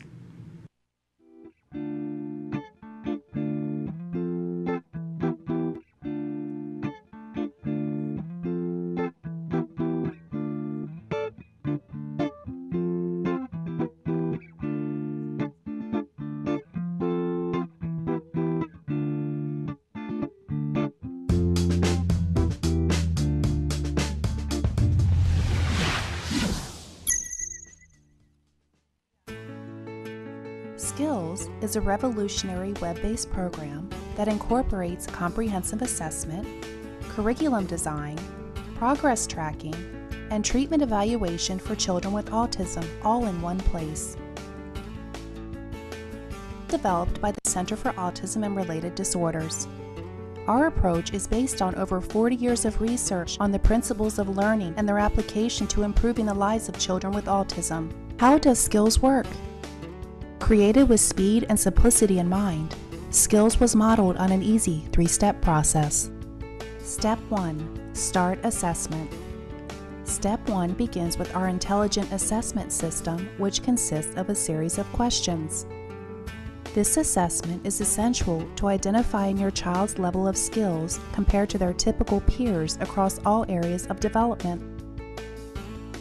This includes assessing social, motor, language, adaptive, play, cognition, executive functions, and academic skills. Every skill has an assigned age which indicates when the skill emerges during typical development. This means that each child is automatically presented only with lessons that are relevant to his or her age.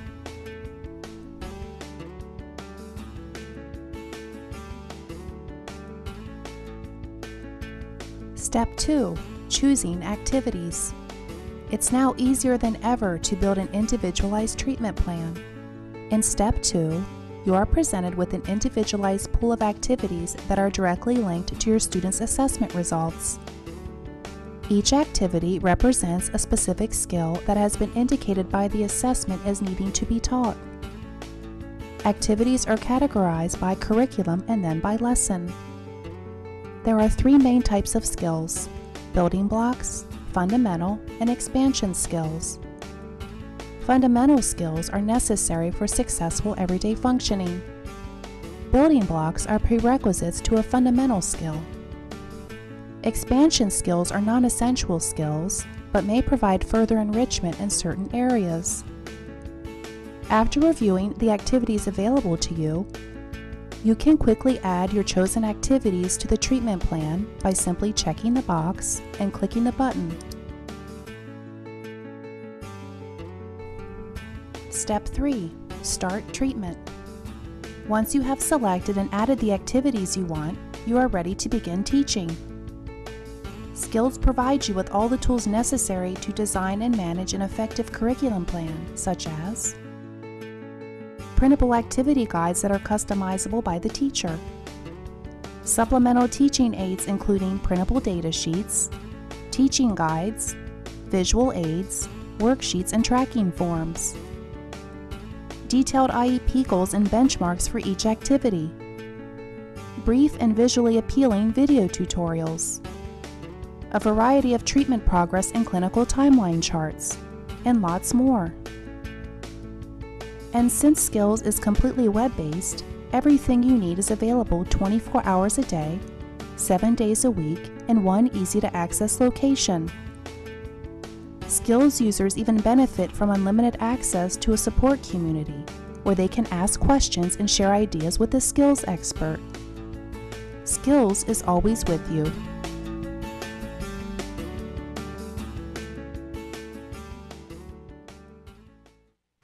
Welcome back to Autism Live. I'm Shannon Penrod. Just want to remind you that we're here with you for 3 hours live, and we hope to be having a conversation.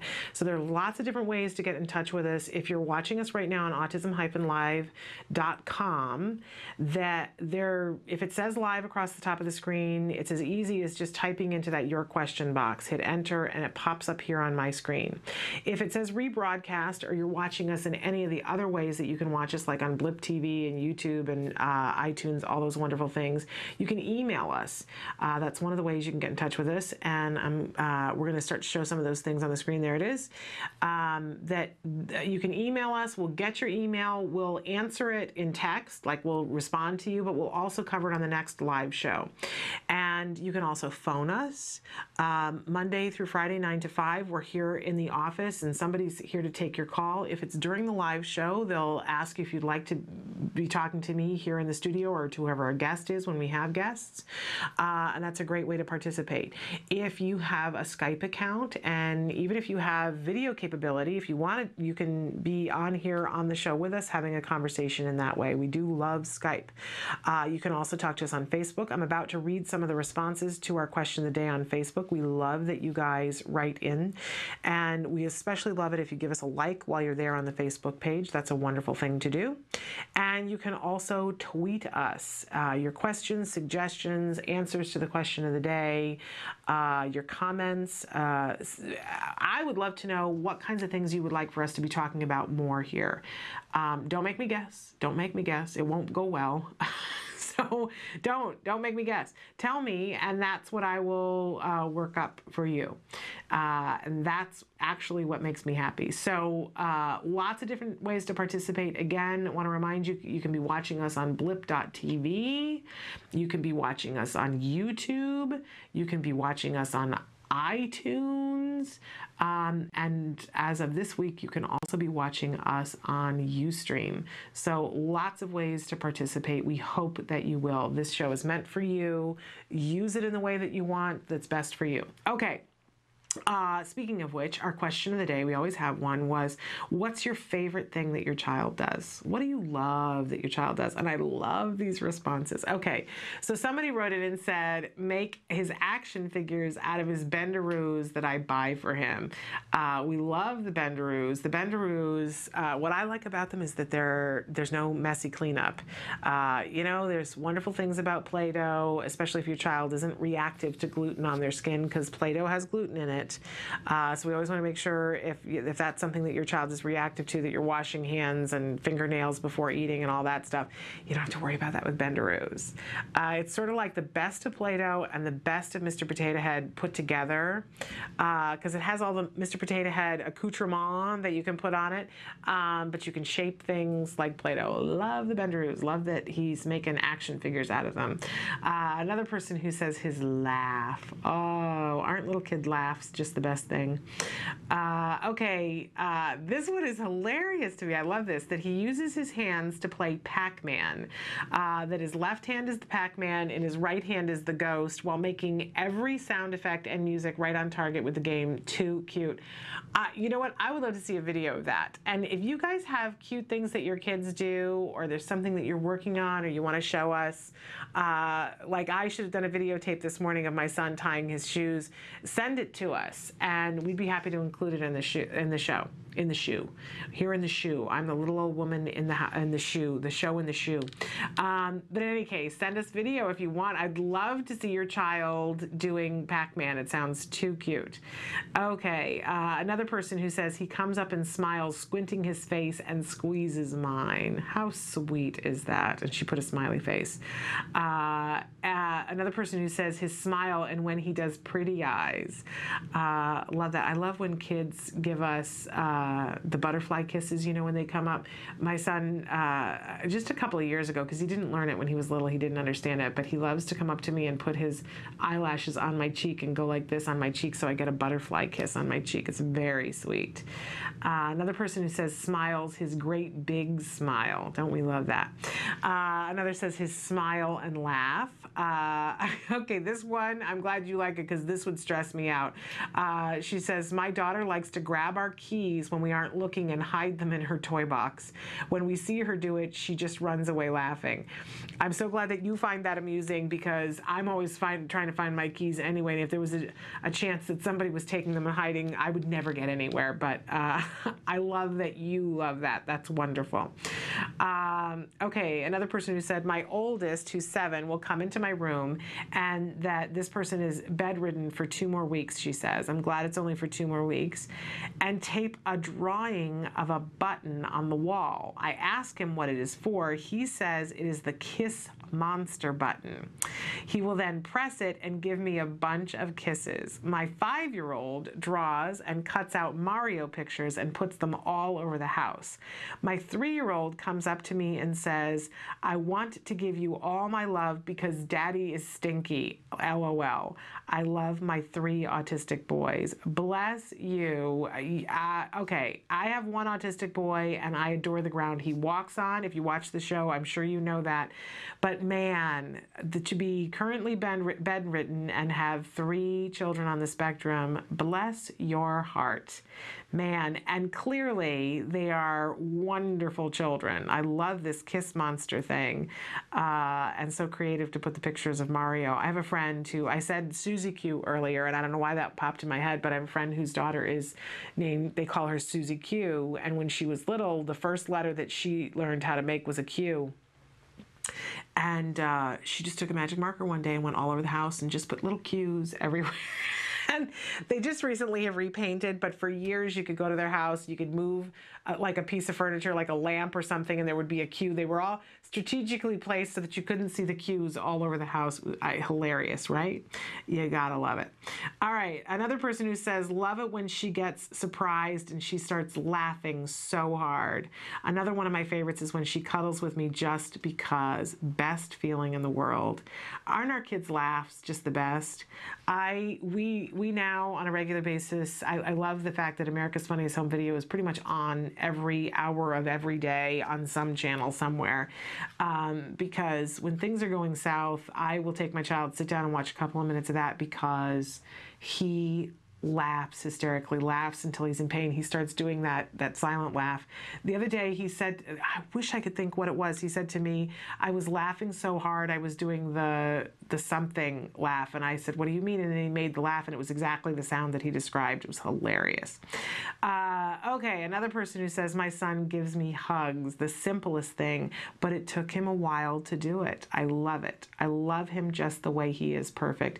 What a wonderful thing for those of you who have children who are not affectionate to hear that, you know, it is something that over time can, if worked on properly, get to be reinforcing for your child. Even if they're starting out not loving it, it can get to the point where it's reinforcing for them.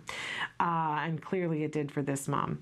Another person says, my favorite thing my child does is she is, in quotation marks, she is. Everything she does awes and inspires me every day. Tell ya, never met an autism parent I didn't like. Remarkable people. Another person who says, contrary to belief, my son is the most affectionate person I know. Boy, that's my child too. Absolutely my child. Okay, let me go to one of the other places.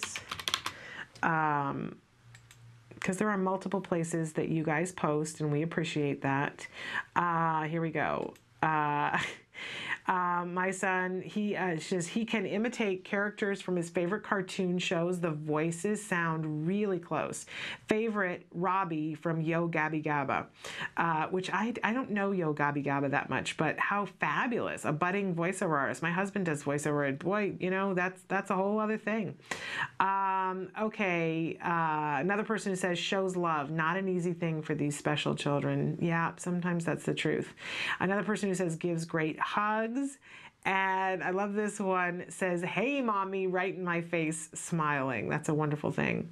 I love this one. Somebody who says, when he comes in the door shouting, honey, I'm home, LOL, and he's 29. So funny. I love this. A 29-year-old who's coming home and saying, honey, I'm home. Absolutely love that. Okay.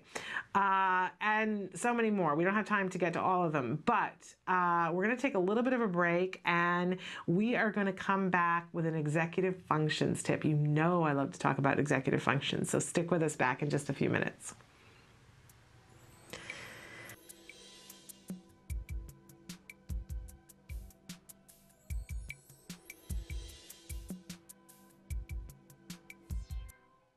I'm Adele Nadowski, Director and Co-Creator of Skills. CARD e-learning is an online tool that has been developed by the Center for Autism and Related Disorders. CARD e-learning is the training that is delivered to the ABA therapists at CARD to train them on the principles of applied behavior analysis and to equip them with the knowledge they need to essentially deliver the ABA-based techniques during their therapy with the children that they work with. ABA has been proven scientifically to be the most effective intervention for children with autism. At this point, even the Surgeon General has come out with a statement suggesting just that. So we know that this is something that children with autism definitely need if they're going to improve and live the lives that we're hoping that they're going to be able to live. By being able to train people on this one particular method that we know works, and to be able to have all of your staff within your school settings on the same page, it allows you to take more of a multidisciplinary approach, and there's definite consistency going on within the team. It makes sure that every person involved with that child's treatment program, including the speech and language pathologist, the occupational therapist, the teachers, the aides, all of these individuals to be able to be trained so that they can all work together effectively with the child.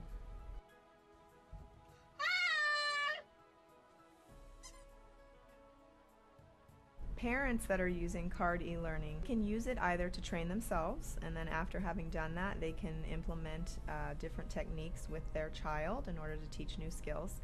But oftentimes parents might also be working either with an ABA provider, with a school, or they may have even hired their own therapist to deliver the intervention techniques. So CARD e-learning can be used either to collaborate with your school. It can also be used to train the therapists that are coming to the home of the parents, or it can also be shared with the ABA provider so that that provider can find out about it and perhaps implement it within their organization and train their staff.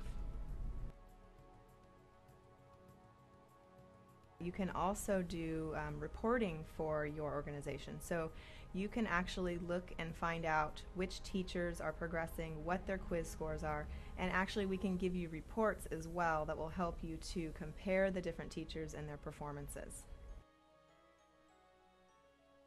CARD e-learning is really, really simple to use. You can log on to this as long as you have a computer, that's all you need, and an internet connection. And you can work on it any time of the day, anywhere that you're at. When you log on, you realize that right away. First of all, on the top of the page, there's a navigational tutorial. It's a how to use this page button. Simply by watching that video, it'll all kind of unfold in front of you, and it becomes extremely self-explanatory. CARD e-learning has 9 modules, and you can basically go through those at your own pace. You're going to be watching videos that are kind of like a storyboard with narration, but in addition to that, there's many different video clips of therapists actually implementing the techniques that are being described within the storyboard that you can also watch. And then of course you're able to pause, you're able to type notes right directly underneath the video that you're watching. You can save your notes, you can review them, and between each module you do take a quiz, and once you pass that quiz you can go on to the next module. And then after you complete all of them, you have a final exam. And by completing the final exam and passing with a score of 85% or better, you will be given a certificate of completion. Let me show you how easy it is to use CARD e-learning.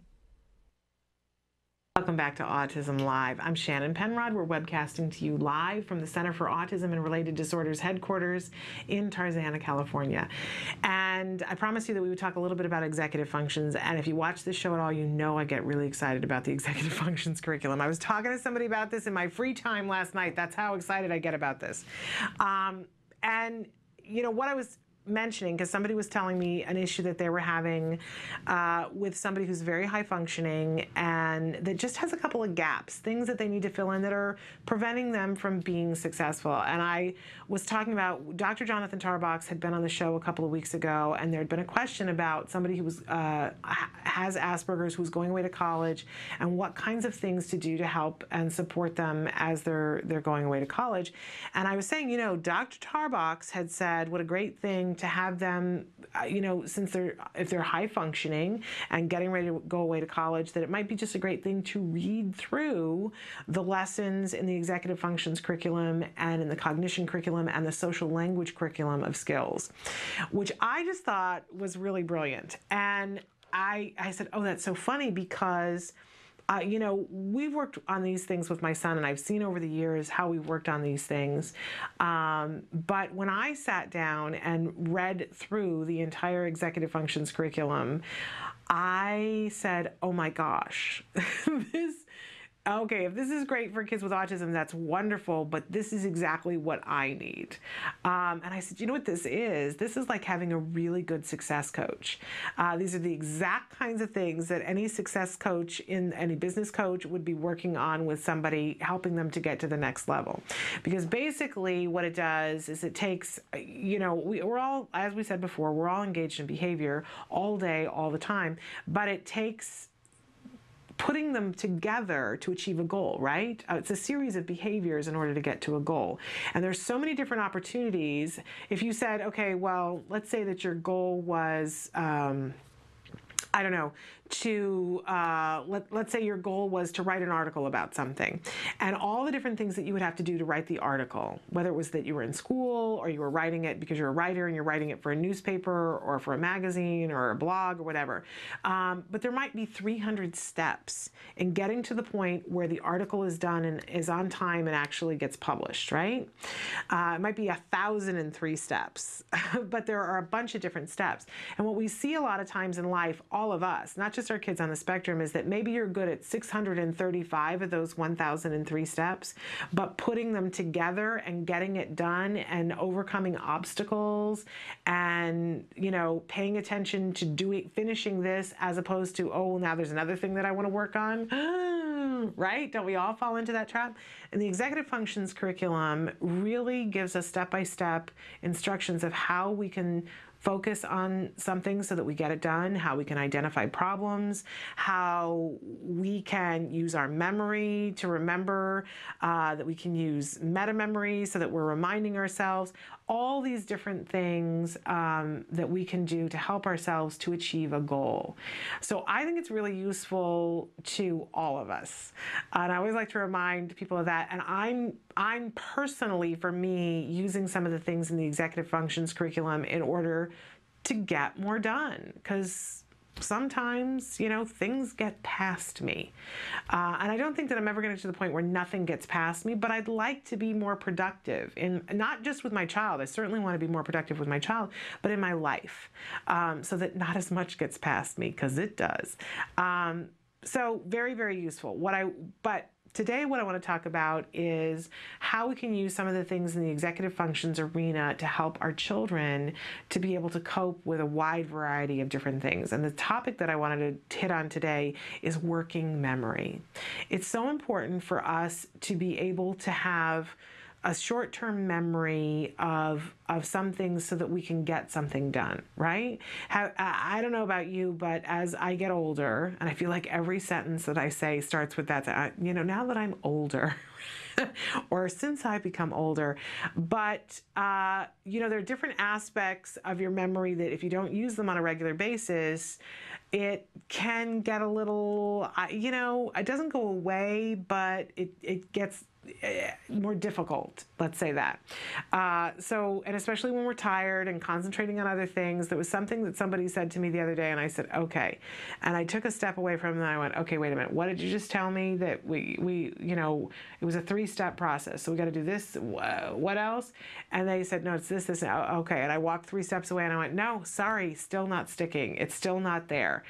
And we see this sometimes happen with our kids on the spectrum, that when my son was little and before we regressed into autism, we were already starting to work on numbers and work on the alphabet. So he certainly had A, B, C. And, you know, and then we started to regress into autism. And one of the symptoms that I was saying to people, I don't get, is that, like I said, he's like a dry erase board, that I can write something on the board and maybe he gets it in that moment, but I come back 10 minutes later and it's like somebody erased the board. Why is nothing sticking? I want him to be less like a dry erase board and more like a Velcro board. I want things to stick. I want to throw something on it and I know that it's going to stay. Why isn't that happening? And I remember saying that to the new pediatrician. She was like, why are you know, he's not yet 3. Why are you flipping out? Right? She's not our pediatrician anymore. And hasn't been for a very long time. But in any case, you know, we want for our kids to have working memory to be able to remember stuff. So we go back to principle 1, which is in order for any behavior to be maintained, it has to be reinforcing. So for us, if we want to strengthen our memory, it has to be reinforcing for us, right? And if we want for our kids' working memory to be reinforced so that they can remember a multi-step thing, something that they're not going to have to remember tomorrow, but that they can remember now to go do the task, we need to make it reinforcing for them. And we can do that. And we want to start with trying to find the recipe for success, which means making them successful one way or the other to begin with. There's something that we do called errorless learning, where we're going to give them the answer the first couple of times because we want to get to the reinforcement always. So with working memory, we're going to start with simple tasks where there's just going to be one thing to remember. And it's going to be really reinforcing whatever the thing is to be remembered. So if your child's favorite toy is Buzz Lightyear, we might start with saying, you know, when we know that they want to play with Buzz Lightyear, what we might do is kind of make Buzz Lightyear a little unavailable for a couple of hours so that it kind of gives it extra juice that they really would love to play with Buzz Lightyear. And we're not cruel about that. We don't, you know, show them, I'm taking Buzz Lightyear and I'm putting him in the cabinet for 3 hours and you can't play with him. That would be cruel, right? But, you know, the child goes to bed at night and they're asleep and we put Buzz Lightyear someplace where, you know, like in the closet or wherever. So when the child wakes up, we're doing something else and we know we're going to work on working memory. We have somebody else go in and put Buzz Lightyear on their bed and we say, hey, can you do me a favor? Can you get Buzz Lightyear off of your bed? Go get Buzz Lightyear and bring him to me, right? You have to have a certain amount of compliance already for this to be working. Your child has to have enough receptive language to remember something that difficult. But you say, go get your Buzz Lightyear off your bed and bring him to me. That's actually 2 steps, right? But the child is thrilled to go get Buzz Lightyear and hopefully finds it reinforcing enough to come back to you that they bring. Now, we're not going to leave it at that. We're going to reinforce the child and let them play with Buzz Lightyear. We're going to play with them with Buzz Lightyear. We're going to give them tickles, whatever the thing is that this child finds reinforcing, right? And we're going to keep working on these 1 and 2 step things to get our child to do them and to remember what it is that we ask them to do. So the next thing, once we see that the child can do that, is we might say, can you go get Buzz Lightyear and can you put him on the kitchen table? So 2 very separate things that they have to do and have to remember them. And we might see that the child goes and gets Buzz Lightyear and doesn't remember the table. Sometimes it's really advantageous to have another person there so that they can go with the child to be reinforcing them as they're doing it and it's not you. But if it has to be you, then it could be you that you say, okay, so, you know, we're going to go get the Buzz Lightyear and we're going to put it on the kitchen table. And the child's thrilled to go get the Buzz Lightyear and runs down the hallway to get the Buzz Lightyear off their bed. And then we go, okay, so now what do we do? And often the child will go, I don't remember, right? Or just, you know, stare blankly if they don't have enough language to say that. And you go, remember, we're going to put the Buzz Lightyear somewhere in the house on the and see if they say kitchen table, right? So we're, you know, prompting them, oh, kitchen table, yes, we remembered. And we're going to run and put the Buzz Lightyear on the kitchen table. Oh, that's great. And then, you know, we might do it someplace else. Again, what we're trying to do is get the child to remember a 2-step process and to find it exciting. You know, lots of different things, and I give you an example that's just Buzz Lightyear in the kitchen table, but you can have some serious fun with this. It does not have to be drudgery. I love that there are whole lessons in skills that are about doing a treasure hunt, because there's so many things you can do when you're working on a treasure hunt with a child, that they're working on receptively hearing something, they're working on following a step process, they're working on directions, they're, you know, working on looking behind things and having an understanding that just because I can't see it doesn't mean it's there. Isn't that a skill we'd like for all of our husbands to work on a little bit? I don't know whether it's a hormonal thing, but I know, was it yesterday that there were 2 different times that both my husband and my son said, do you know where the what's and so is? And I said, it's right there, it's in the cabinet. And they're standing there in the cabinet going, I don't see it, because you had to move something slightly to the left. Yeah, we can work on that, right? Without the nagging, because I want to nag about that and go, really? Really? Just because it's not in your visual field, and it's not just my child on the spectrum. I have a wonderful, fabulous, intelligent, capable husband who can see things and can play a video game where he can see something 7,000 pixels away, and yet he can't find the ketchup in the refrigerator. I'm just saying. But I love him. And we love our kids. In any case, so teaching those lessons and making it rewarding to look for something behind things. We can be really creative on working memory and remembering steps for things. A very fun thing to do, and helps our child to be able to remember multiple steps and if they find it reinforcing to remember multiple steps for things that they want to do, then we can eventually work on having it be, maybe it's a 3-step process, and 2 of them are things that we know the child will want to do, and 1 of them not so exciting, right? Working our way up to being able to ask them to do 3 things, 5 things in a row, and none of them are preferred activities, but they know that they're going to get reinforced in the end for doing it, right? Because in order for any behavior to be maintained, it has to be reinforcing in some way. There's got to be a payoff, or we won't do it. Not just our kids with autism, we won't do it either. So working memory, a really important thing. We're going to take a break. I'm just looking at our schedule to see, it's the myth of the day. And it's a little bit having to do with compliance. So stick with us. Back with that in just a few minutes.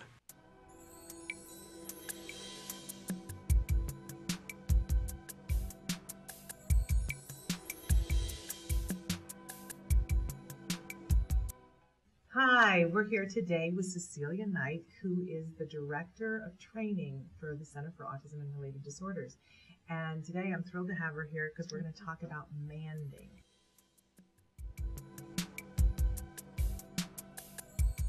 What is manding? A request that you would make of another person. Why is manding one of the first things that seems to come up in most programs? Okay. Well, a baby requests for his mother's attention by crying or by reaching. And so it's one of the first ways that you let another person know what you need. And then that other person reinforces you by either picking you up or giving you something to drink or something to eat. And so many of our clients aren't really good at that once we start a program with them. And unfortunately, many of them engage in inappropriate manding, screaming, kicking, biting. And so what we're trying to do early on is no longer reinforce the inappropriate ways of asking and rather reinforce the appropriate ways of asking. And as we teach them an appropriate way to ask for, Mom, play with me, can I have juice, or even more simply, help, then we see those inappropriate mands decreasing and the appropriate mands increasing, because the child's wants and their desires aren't really changing, but we're teaching them the right way to get their needs met.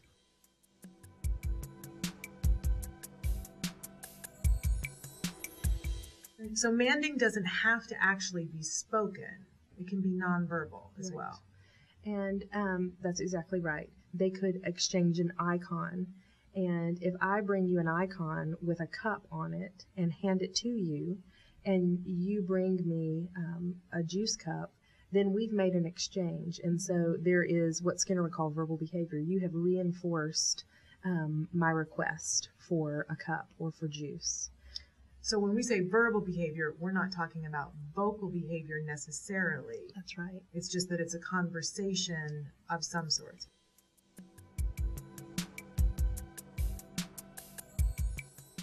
What is reinforcing to the child? The man is evoked by the child's desire or their need for something.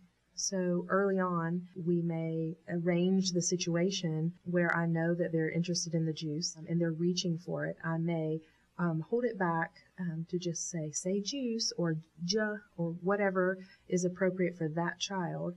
And then as soon as they emit any sort of response, give a high level of praise and then immediately give them the juice. But what controls the mand is that specific reinforcer. So of course, if the child asks for a juice cup and you bring something else, then they're not being reinforced with what they asked to have. Okay. What do you want? for please. job. You're Say asking wait for nice please. Wait for please. Good talking. Thank you, Dad. Thank you, Daddy. Welcome back. I'm just looking at Twitter, and somebody had written in our question of the day yesterday was, if you could give your child one thing, what would it be? And they said time. You know, we constantly feel the pressure of, I know I did anyway, when people talk about that window. You know what I mean? I just wanted to take a window frame and stick it around somebody's neck and say, here's your window. Because it's sort of that cruel thing of people saying, well, you know, there's a window and you want to get in as early as possible. And when you get on that page and you get it and you say, okay, and then you start in the process, and then there are all these delays and you got to fill out this paperwork and you got to get this assessment before you can start. There's something particularly cruel about it. I know a lot of people are working to make that waiting period smaller. But the window kind of drives me a little crazy. And so, yeah, you know, if we could take those times, and on so many different levels, I totally get it, the time thing. When my son started ABA, when he was 3 years and about 2 weeks, I was so, you know, on pins and needles because we wanted to get in that window. And then, of course, it was 40 hours. How fortunate am I, right? And believe me, I know it. And I'm so grateful of it. And I pray for it and wish for it for all of you as well. But you know, that's a lot of time out of a kid's schedule. And there were a lot of toys that we had that were really good for ABA, and there were some that weren't, and it was a little overwhelming, the amount of toys that he had, and I had to kind of make a space where we could do therapy and really focus on therapy in a way that was productive. So I took a lot of his toys and I put them in his toy box, and we had to move the toy box out to make room for a therapy table that he could sit at. You know, we really had to rearrange some furniture in our along with everything, and furniture metaphorically and physically, to make therapy work, because we were in a little condo. And I put that stuff down in the garage that was in the basement, and I had it there. And I will tell you that in my heart of hearts, I thought, well, it's just down there for a little while because we're going to work on things and he's going to get better and we'll rotate these toys out and so on and so forth. Well, you know, we got into ABA therapy and my child did progress. That's the wonderful news about it. But a lot of his day was spent in back-to-back therapy sessions, and he worked. And there was stuff that was difficult. You know, we get compliance and it's very reinforcing for our kids, and our kids have a happy time, but they have these tasks, these skills are difficult for them to learn. Otherwise, they just would have gotten them, right? So there's nothing easy about it. I really get fatutzed when people will say to me, oh, well, you know, your kid got praised and rewarded for everything that he did. Yeah, it was hard for him. Don't even get me going there, because I just want to say to people, really, you know, seriously, don't go there with me, because it was really, really hard. It was really hard work, which is why it took 40 hours a week. But a couple of years later, when he was about to turn 5, I remember going down, and it was my mission in life. Our garage looked so bad, you guys. It kind of does now again, too. But it was my mission in life that I was going to get our garage cleaned one way or the other. And I found the toy box full of the toys, all the little toys that I was going to get back to, but we didn't. We didn't get back to them because we went on to new toys, and that was just the way of it. But I remember there was one thing in particular. There was a little poo honey jar thing, and I still, you know, sometimes will sing to my son the Back to the House on Pooh Corner thing, where they talk about how there's so many things to do when you have a child, and count all the bees in the hive, right? Well, and this was the toy that basically you counted the bees in the hive, and you could count them in Spanish and English, and I had this thing where we were going to play with this toy and it was going to be brilliant, but it wasn't happening. And so that toy went down to the toy box to be returned. But we worked on things, and by the time he got to that point, he was past the honey jar phase. Like, it was no longer an appropriate toy for him, age and development. And there might have been one day, and I didn't have the toy there. And so I had this realization. I kept expecting that in my head, certainly not someplace where I would have looked at it and said, because I would have realized this was not a well or purposeful or realistic thought. I kept thinking that we were going to help my child, and then I was going to get to go back and do those little boy years over again. It wasn't the case, right? We got him caught up, but we got him caught up, and he was a 5-year-old. He wasn't a caught up 3-year-old.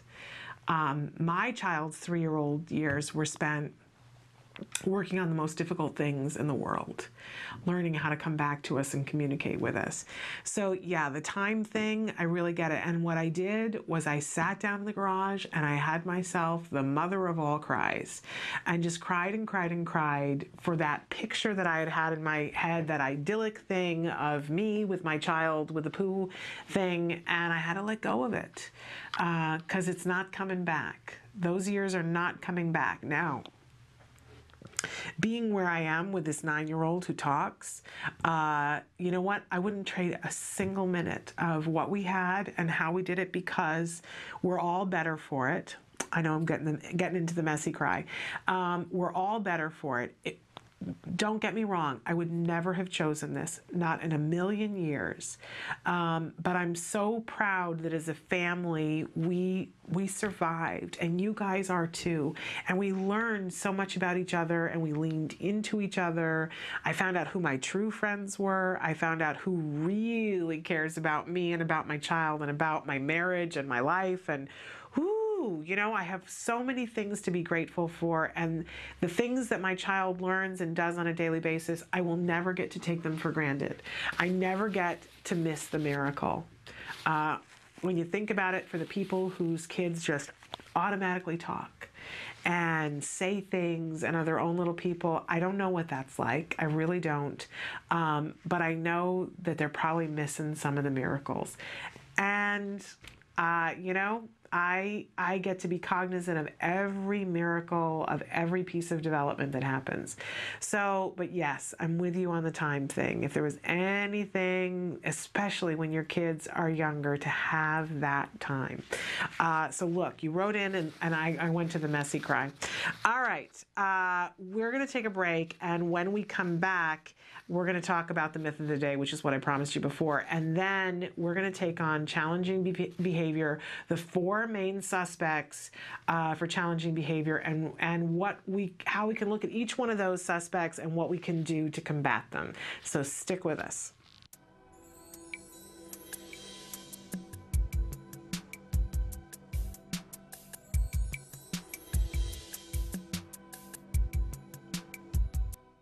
Hi, I'm here today with Cecilia Knight, who is the Director of Training for the Center for Autism and Related Disorders.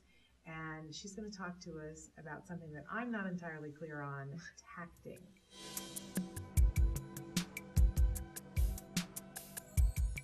Tacting is when you make a comment on the environment, and then another person may reinforce that with non-specific reinforcement. Can you explain to me what the difference between a tacting program is and an expressive labeling program? In an expressive labeling program, typically the therapist holds up a card, maybe with a turkey on it. Mm-hmm. And the therapist would say, "What is this?" referencing the picture. Mm-hmm. And the child would respond, "Turkey." The child is labeling the item. Mm-hmm. With a tact, it's a comment on the environment. So it can be evoked by a smell. So if I walk into the house and I smell Thanksgiving dinner, I can say, turkey. Or if I hear gobble, gobble, gobble, I can say, that's a turkey. So it's a comment on the environment, which is different than just naming the item.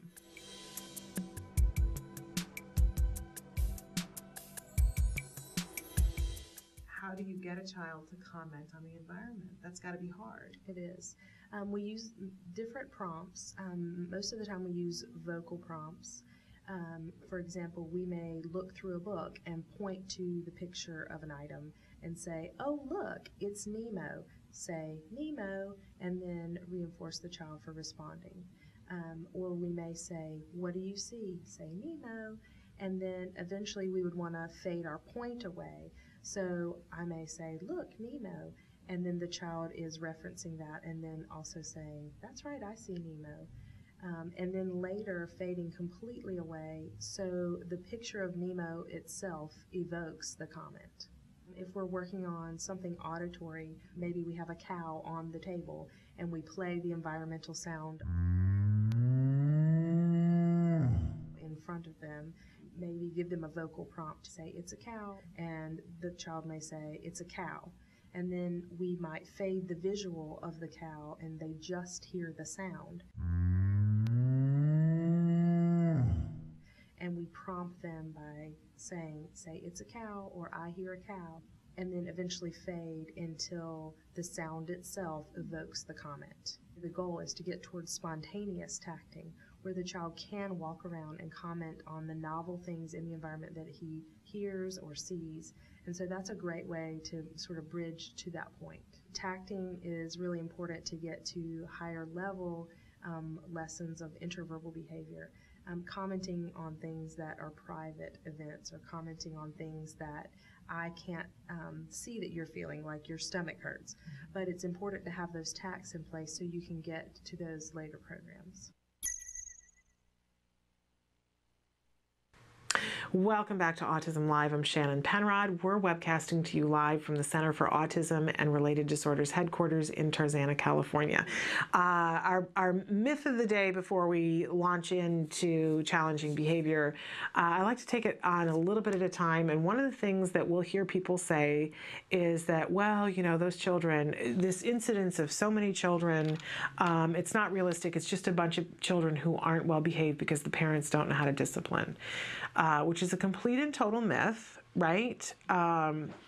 Because we see lots of children who aren't well disciplined, that have challenging behaviors, that don't get an autism diagnosis, first of all, right? There's a very specific diagnosis, and when a child gets that, it's because, in fact, they are having difficulties with language, they're having difficulties with social development, and they're having issues with repetitive behaviors. Those are three specific things. Now, I will say this, that what we were talking about compliance earlier, and that all children are going to have issues with compliance at some point. If they didn't, we would worry, right? Because a child has to get from birth to going out on their own, and there has to be at least some moment when they're raging against the machine. You know what I'm saying? They have to assert their independence at some point. Otherwise, they're not going to be able to sustain life on their own when they leave home. So we're always going to, and it's going to cycle in and out of different things. And children on the spectrum are going to have compliance issues, just like children not on the spectrum are going to have compliance. And I shouldn't say like them, because they're going to be different issues. But it is not a question of discipline that determines whether a child has autism or not. And this whole idea of, well, you just need to discipline them more. I remember saying to somebody, as my child was getting diagnosed, I've shared this before, that somebody said, well, you're just not parenting well. You've really dropped the ball. You and your husband are doing a bad job of parenting. And I said, and this is really about the moment when I realized I got to get help and support because stuff is going on and I can't handle it. But I said, what is it that you would have me do? My child doesn't understand me. So what exactly are you envisioning for discipline for this child? It's a very dicey and scary thing that people think, oh, well, you just, you know, and because I think to myself, what is it their expectation that they're wanting? That the child never get to go any place, that the child be locked in a cage? For heaven's sake, that's barbaric, right? So in any case, But I always like to remind you that there is this element, there's like a sliver of a sliver of a sliver somewhere in a myth that leaves people to believe that there's an element of truth, so it must all be true. Well, the truth is that discipline has nothing to do with whether a child has autism. However, the sliver of truth that people will use against a parent, they'll say, oh, well, I know so-and-so, and they just really have really good discipline tools, and their child is doing so much better. And what that is somebody who does not understand behavior and doesn't understand that discipline and having strict consequences are entirely different things, right? That they see that you have consequences for behavior, and they assume that, well, that's discipline, and then they're using the word discipline with people, and you get that, right? But we do want to have consistent consequences. And the minute I say that, people usually jump to, oh, well, then our punishment that we dole out is always the same. And in fact, I mean the exact opposite, that our rewards are always the same and come at the same frequency always.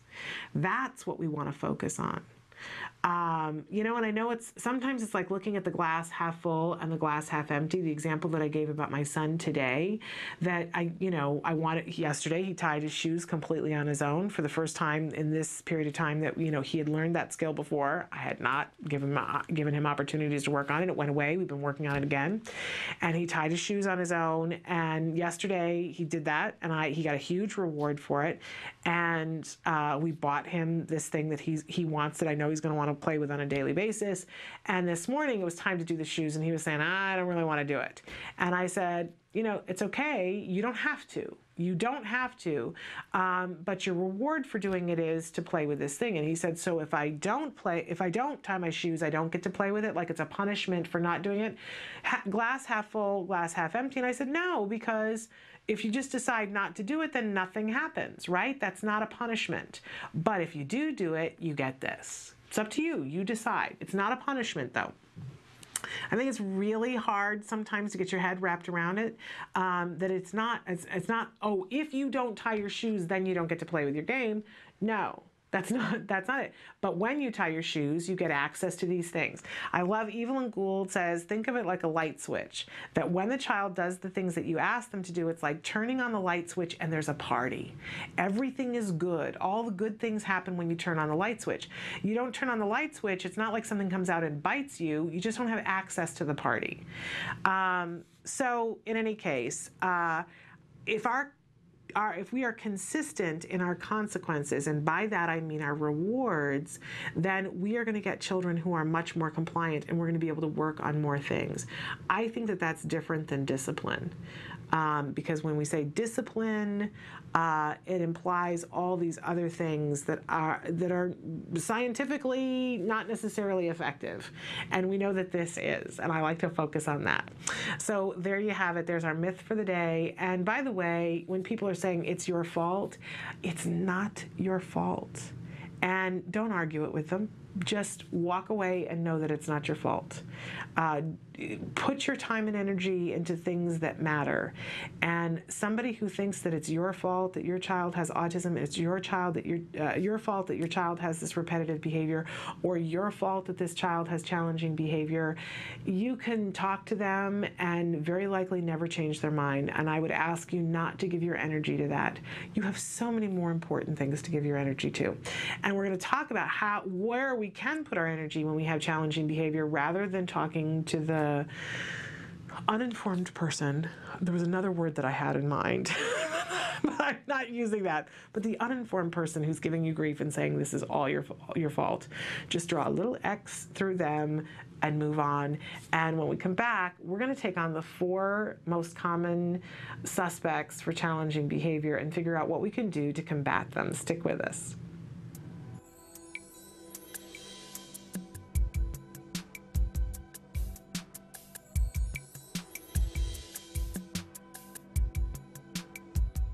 Welcome. We're here with Cecilia Knight. She is the Director of Training for the Center for Autism and Related Disorders, so it's a rare treat to have her here. And right now I want to talk about self-stimulatory behavior.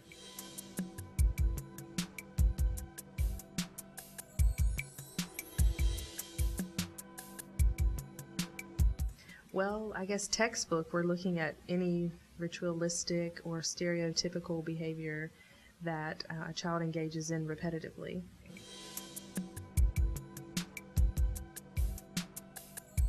The thought is the more appropriate replacement behaviors that we teach, the more those items become more reinforcing and give the child access to whether it's visual stimulation or auditory stimulation or tactile stimulation. So those now more appropriate activities would be more reinforcing. So it's important to teach something that competes and that is more fun than engaging in the self-stimulatory behavior.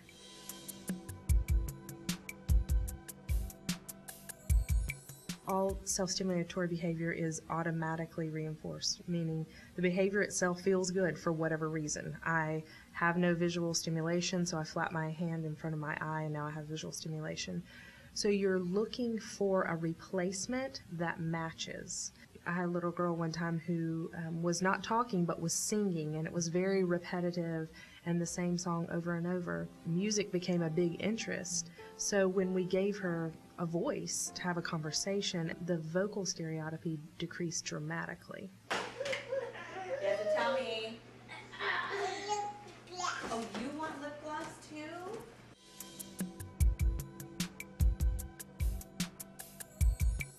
Do you find that sometimes parents are hesitant or resistant to replacing a self-stimulatory behavior? Yes. It's very difficult to always be looking out for that self-stimulatory behavior.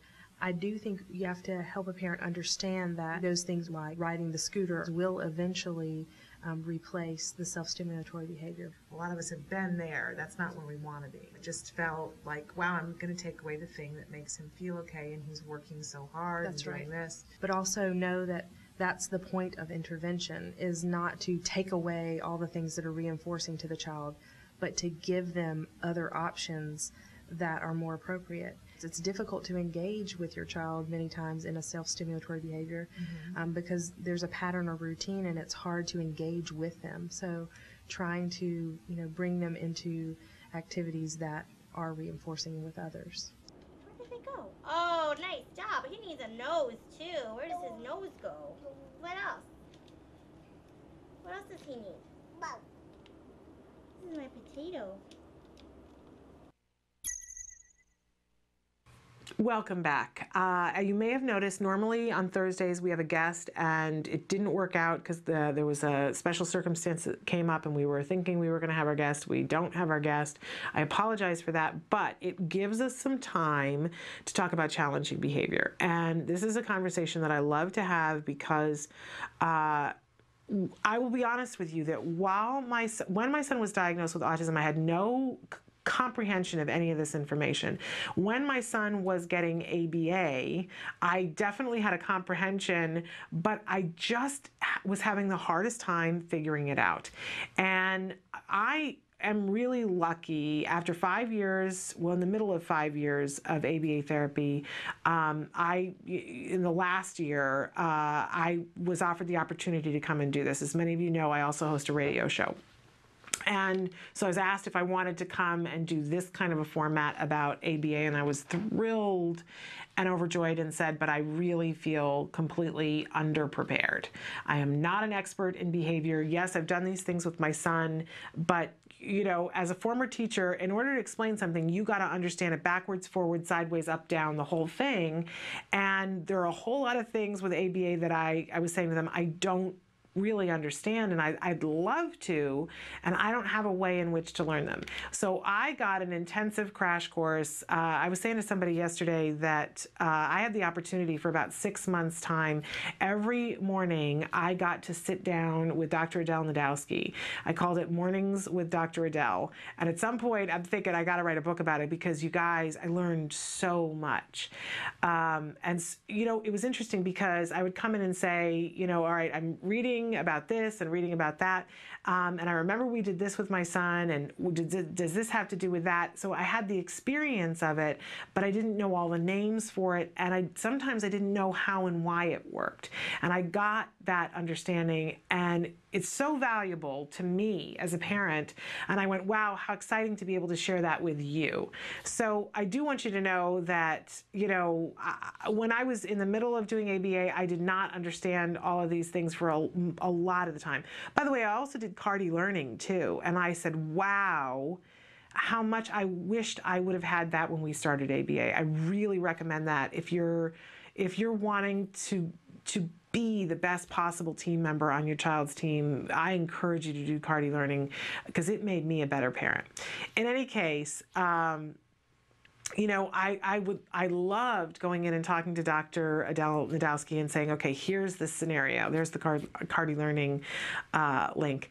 But I would go in and say, okay, here's the scenario, and so here is what I was thinking, and it was wonderful because she would say to me, wait a second, where's the replacement behavior? And I would go, replacement behavior? Oh my gosh, I don't have a replacement behavior in here. It was such an education.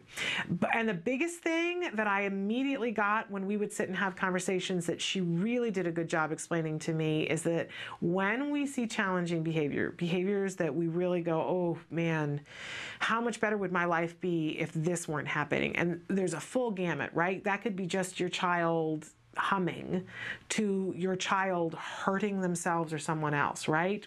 Huge spectrum, but it's all challenging behavior. If it's driving you nuts or it's preventing your child from being able to have access to the good things in life that you want for them and that they want for themselves, it's challenging behavior, right? But there are 4 usual suspects. So we don't have to know everything in the world. If we can just remember these 4 things, and then what I want to do during the rest of this hour is talk about each one individually. So here are the 4 main culprits. The reason why our kids will do the things that they're doing, the functions of the behavior. It isn't always these things, and sometimes it's a hybrid of the things, but if we know this is a wealth of information. So first is attention. That we know, and we see this with adults, not just children, and not just children on the autism spectrum, right? Everybody has need for attention at some point. So sometimes the thing that is maintaining the behavior, the function of the behavior, is getting attention. And I think what's hard for people to understand is that they go, but it's negative attention. Why would somebody want negative attention? Because when you want attention, it doesn't matter. And it doesn't matter whether you're a child on the spectrum, a child not on the spectrum, or a 38-year-old superstar in Hollywood who behaves badly in order to get in the tabloids. Attention is attention, right? And no, I'm not thinking of anybody in particular. I just pulled 38 out of my head. Okay, so attention is a big one. And I got to tell you, if you find out that the function of a behavior is attention, you do the happy dance, because guess what? It's easy to take care of. Easy fix to take care of attention. We'll talk about that in a minute. Okay, another reason why our children engage in challenging behavior is to gain access to someone or something. You'll hear therapists talking about for a tangible, something that's, you know, something, but sometimes it's someone, or access to being able to do a ritual. Right? So that's a big one. And we'll talk about kinds of things we can do for that in just a minute, because we're going to take them on one by one. Third thing is escape. Right? And escaping something can sometimes be dangerous. This is when we get kids that elope, that just, they'll be someplace and they just take off running. You turn around for a second and they're gone. I have to say, really scary, but we can work on that. There are things that we can do to prevent that. And then of course the 4th one, which I think is the hardest one of all, and I don't think it's just me, because I've heard Dr. Tarbach say, yep, no, you're right, it's the hardest one, is when it is self-reinforcing. There is something about the behavior that feels good or is a reward in and of itself. Hardest one to deal with, but not impossible. Okay. So let's chunk these into 4 separate things and talk about them separately. So what what kinds of things do we need to know when attention is the function? And I said to you, do the happy dance if it's attention, because it's the easiest one to do. If we've done the FBA, the functional behavior assessment, if the BCBA has done that for us and comes back and says function of the behavior is attention, and we've done our happy dance, now we got to figure out, all right, what are we going to do about it? First of all, we're going to start to teach this child appropriate ways of asking for attention. So if you're in a classroom and the child is throwing things, you've been told by the BCBA the function of this behavior, the function of the throwing is the attention that they get from the teacher and from the students, what we need to do is teach this child how to appropriately ask the teacher or the other students for attention. As a former teacher, I loved when I found out that a child that was attention driven, because boom, you can fix it, because what you do is you shower that child with attention. You put them on a schedule for attention, right? That whether you have to have a timer on your watch or something, that you figure out how long they can go without needing attention, and you start giving it in less. So if they can go 2 minutes without needing attention before they engage in challenging behavior, then you start giving attention every minute. At the same time, you're teaching them skills to request appropriately for appropriate positive attention. The one example that I can think of when I was a teacher, there was a child that, oh my goodness, bless his heart, not on the spectrum, mind you, but this child had some stuff going on. There were issues in the family, not just issues, full subscription, real stuff. This child had a right to be having issues, but really having a hard time. And I was so busy trying to figure out, what's the key into this child. And he was older, because it was 7th grade that I was teaching at that period of time. And I found out that, looking at his other classes, failing every class except for art, got an A in art, really. And it was clear that this child was a very attention-driven, and he was going to do anything to get attention. And so instead of battling, right, I didn't want to be right. I knew that there was stuff that I needed to be teaching this child, and it wasn't important to be right. It was, what can I do to make him learn and have it be rewarding to him? And in 7th grade, and this child could not read, and wasn't interested in learning how to read, was embarrassed, and anytime we were going to read anything, engaging in challenging behavior. And well before I ever knew about ABA, though, I knew about attention, how to deal with a kid with attention. And so I made him the class cartoonist, the class illustrator. So if we were reading something, and I would ask him to come to the front of the class, and I would talk about what wonderful art abilities that he had, and say, okay, we're going to be reading this chapter today, and you're going to illustrate it for us. And then at the end, I would hold up the pictures and say, isn't this one amazing? I hadn't pictured it this way. It's fabulous, fabulous, fabulous. So I'm giving him the attention and constantly, addressing that. But at the same time, I was teaching him how to appropriately ask for the attention, so that if, at certain times of the classroom, that he could say to me, can I show what I'm working on? And I would go, yes, which was ever so much better than having him hit somebody else in the classroom, or throwing pencils, or throwing worse things, right? So attention, we give it on a schedule. So that's considered an antecedent modification. Before we get to the point where the child needs the attention, we're giving it to them, just showering them with positive attention for things that they're doing that are proper, and finding all the different ways that we can say, you're doing a great job. And if you're doing it right and giving it enough, and it really is attention driven, guess what? The challenging behavior goes away, and it will go away very quickly. So, if you're showering with attention and the behavior is getting worse, and it's, a couple of days have gone by, it's not getting any better, it's the wrong function. You got to go back to square one, go back to your BCBA for the FBA, and look to see if it's something else.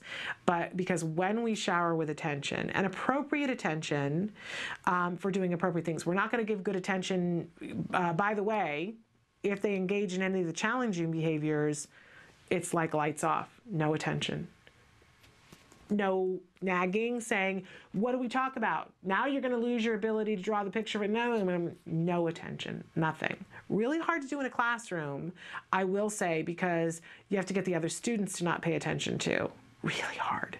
Really hard. Now, you can make that reinforcing for the students. You can be in cahoots with them and say, You know, when Johnny does that, you know, if you guys don't look, don't acknowledge, don't snicker, don't talk about it, but look only at me, we'll, you know, have 5 more minutes of recess, right? Old enough kids, that's the possibility. Hard to do. But so that's why it's so important. Give them attention so that we're not getting to that point, and at the same time teaching them the proper way to request attention, appropriate attention. Okay, so that's sort of the nutshell of attention. Of course, there's 7 million circumstances, 7 million kids, 7 million things to consider, but those are the main things. The replacement behavior, getting there beforehand, having them on an attention schedule. By the way, as the child progresses, and let's say that you did your baseline and you realize that, oh, this child, if they don't get attention within 2 minutes, there's the potential for them to engage in challenging behavior. So you say, okay, I'm going to give it in a minute. So I make sure that I give attention before they get to that point. And it's working, and everything's getting better. You can gradually back off. Maybe you go to 1.5 minutes and you go to 2 minutes, or you go to 3 minutes, and then you go to 5 minutes, and you'll see that in a very short period of time, you can go a whole hour because the child knows if they ask for attention appropriately, you're going to give it to them. So it's not like your whole life you're on this treadmill of giving attention. But you know, don't have the battle about give attention, give positive attention before you get to that point. Okay, let's take a break, and then we're going to come back, and the next one we're going to take on is the tangible, access to someone, something, or a ritual. Stick with us. Challenging.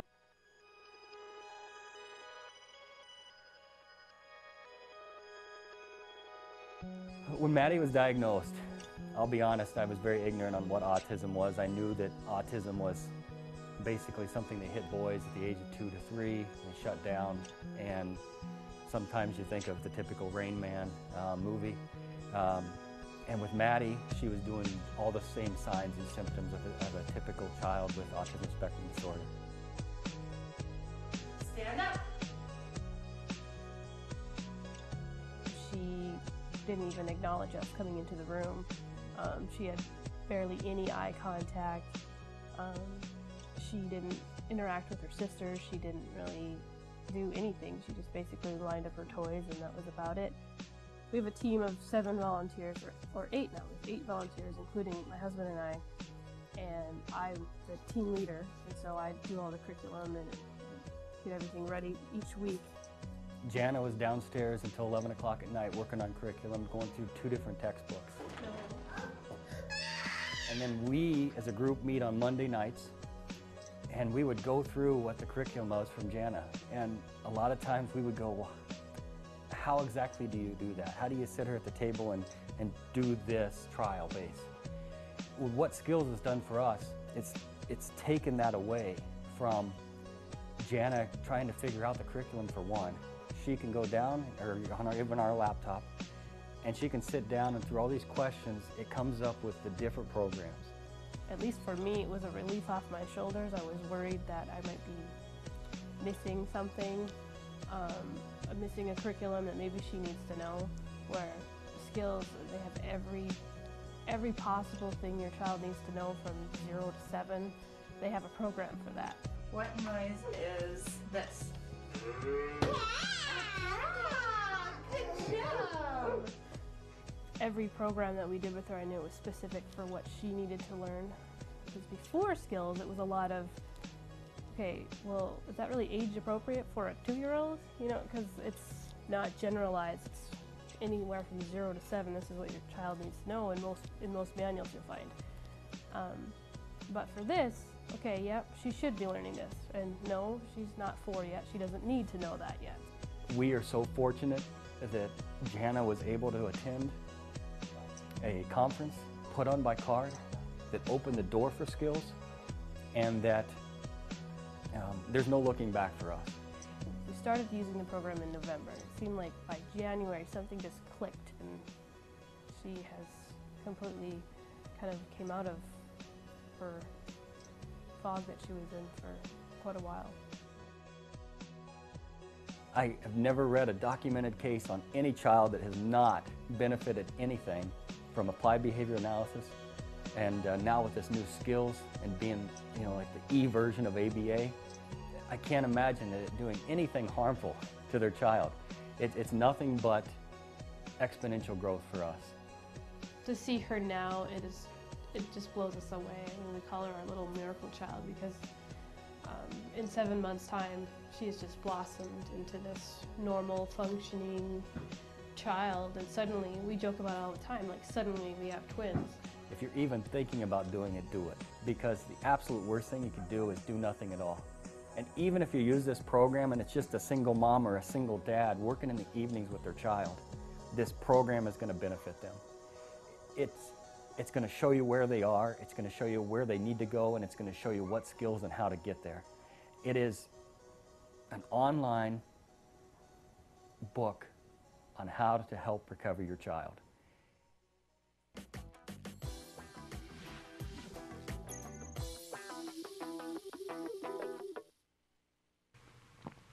Welcome back to Autism Live.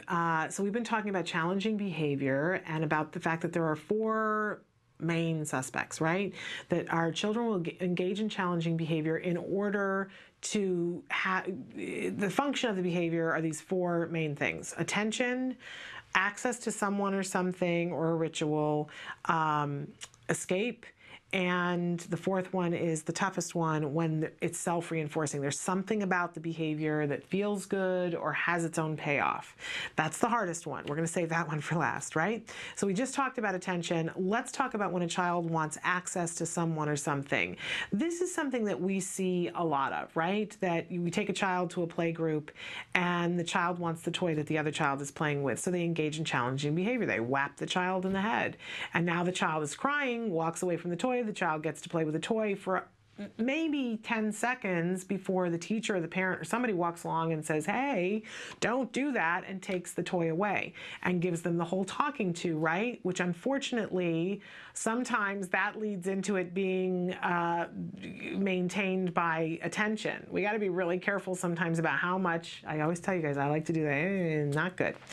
But in any case, what we need to realize is that in that second that the child dropped the toy and was screaming and asking for help before we could get there, the child got reinforced.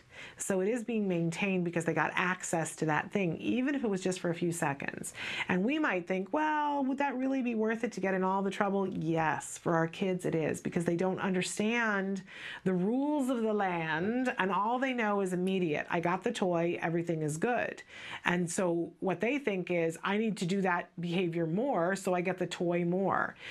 So we got to get in there and we got to give the replacement behavior again, the thing that Dr. Nadowski would always say to me, where's your replacement behavior? If you don't have a replacement behavior, these things are going to continue to happen.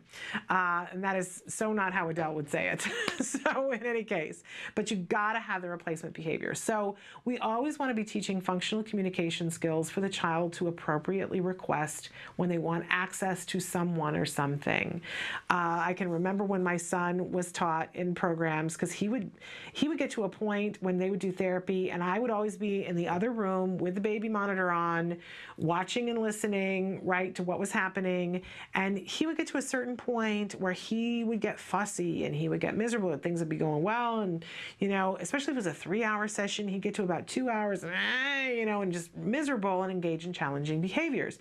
And the FBA, the functional behavior assessment, was done and realized that what he wanted in that moment was access to me. But he didn't have the functional communication skills to ask for, nor did he understand that if he did ask, that he would get access to me. So he was trying to make the therapist miserable so they would leave, I guess, which wasn't working, right?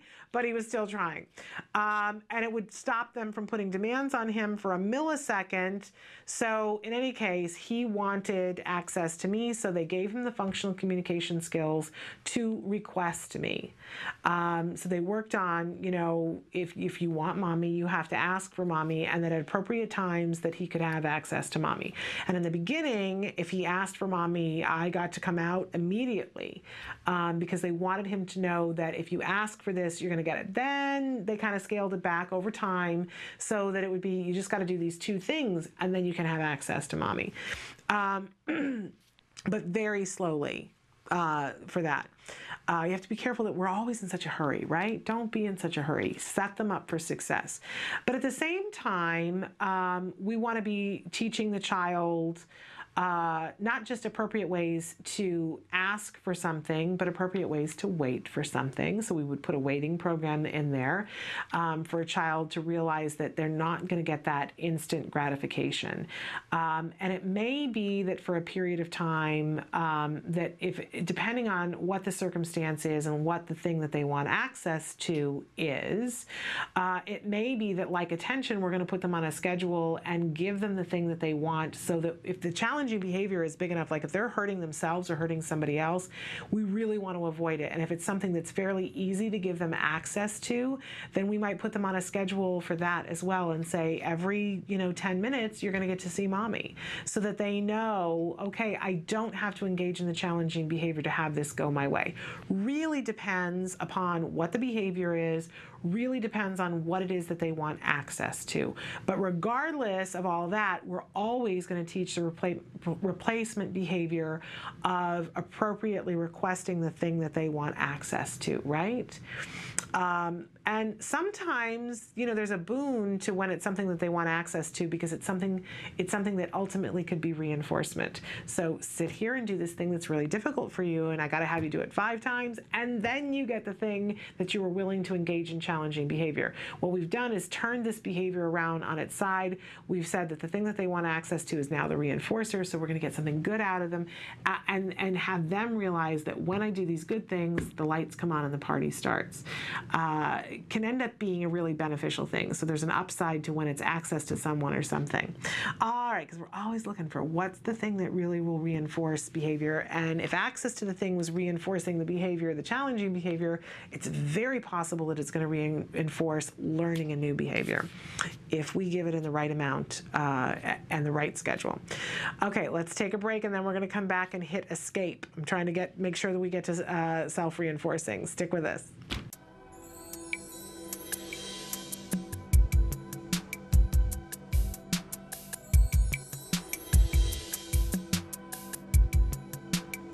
My name is Jennifer Yakis. I'm a CARD Senior Clinical Supervisor and a Senior Trainer. What is a task analysis? What is a task analysis? Very common question. A task analysis is breaking down a complex behavior chain into small components. So many of the skills that we need to teach our children are not single-step activities. It's more a multiple-step sequence of events that needs to occur in order to have a final product or a final result. So with many children, it's difficult to learn a whole sequence of events all at once. And so using a task analysis, we're able to break down that complex behavior into small individual components, teach those individual components, and then gradually link it all together. When do I actually need a task analysis? When you need a task analysis is when you are dealing with a sequence of events, a routine that is involving the child performing multiple actions in a certain order. An example might be brushing teeth, or getting dressed, or even reciting a sentence. So anything where there are multiple pieces of skill that need to be strung together in order to produce the desired result. Do I need to do a task analysis, or will skills do it for me?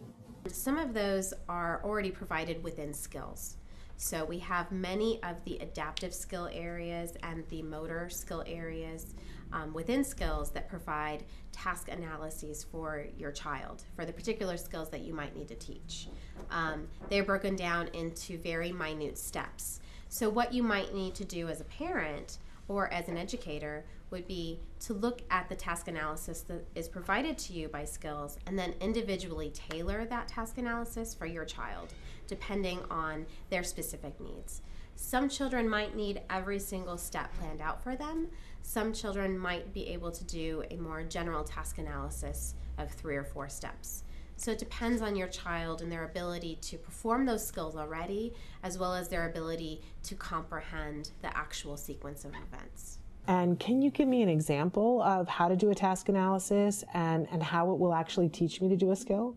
So if you were looking at brushing teeth, you might break it down into child picks up his toothbrush, he grabs the toothpaste, opens the toothpaste, puts toothpaste on the toothbrush, brushes the different areas of his teeth, spits out the toothpaste, rinses, and then dries his mouth.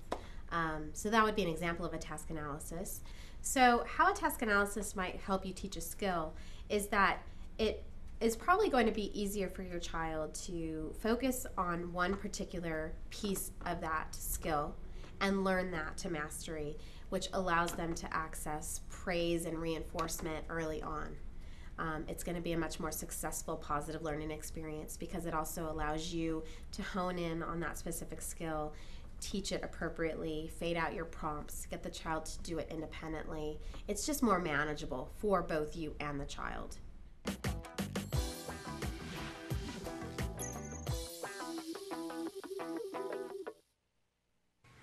Welcome back to Autism Live. We've been talking about challenging behavior and about the 4 most common suspects, and so ready to talk about escape. And I didn't even watch, Emily, which one did we just show with Jennifer Yakos, who's fabulous? Task announcement. Okay, because we have one somewhere that's coming up about escape with Jennifer, the BCBA, and wonderful.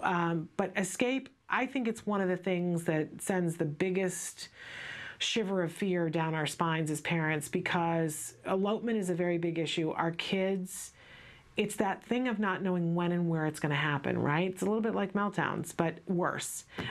Because at least with the meltdown, you're there with your child. Yes, it's the 7th ring of you know where, but you're there with your child and you can see that your child is at least going to be okay. And when your child is not in your visual sight, this happened to me yesterday. He was fine. It was just a misunderstanding about where he was, but I thought that he was missing. And the blood pressure and the chicken bone in my throat and not being able to breathe and all of that stuff that comes with that. And that's a day-to-day thing for a lot of people with kids on the spectrum. My son was an elopement risk when he was little, and there was one day that I was on the phone with him, or I was on the phone with somebody else. He was there, and I turned around. We had locks on the door, but he had eventually learned how to undo the locks, and he had gone out the door and was down the sidewalk and on his way to the street as I was screaming, but I had heard a noise, and I think to myself, you know, I don't have good hearing, and had I not heard that noise, you know, what different place would I be in today? Don't even want to go there, right? And I know a lot of parents, like, it's the thing you don't want to think about.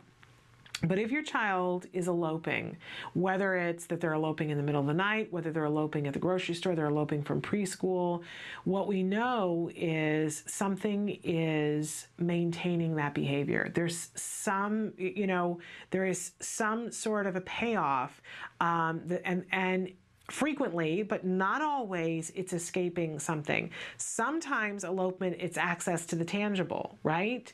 That the child is running down the street and eloping because the puppy is down the street that they saw last week or last year, right?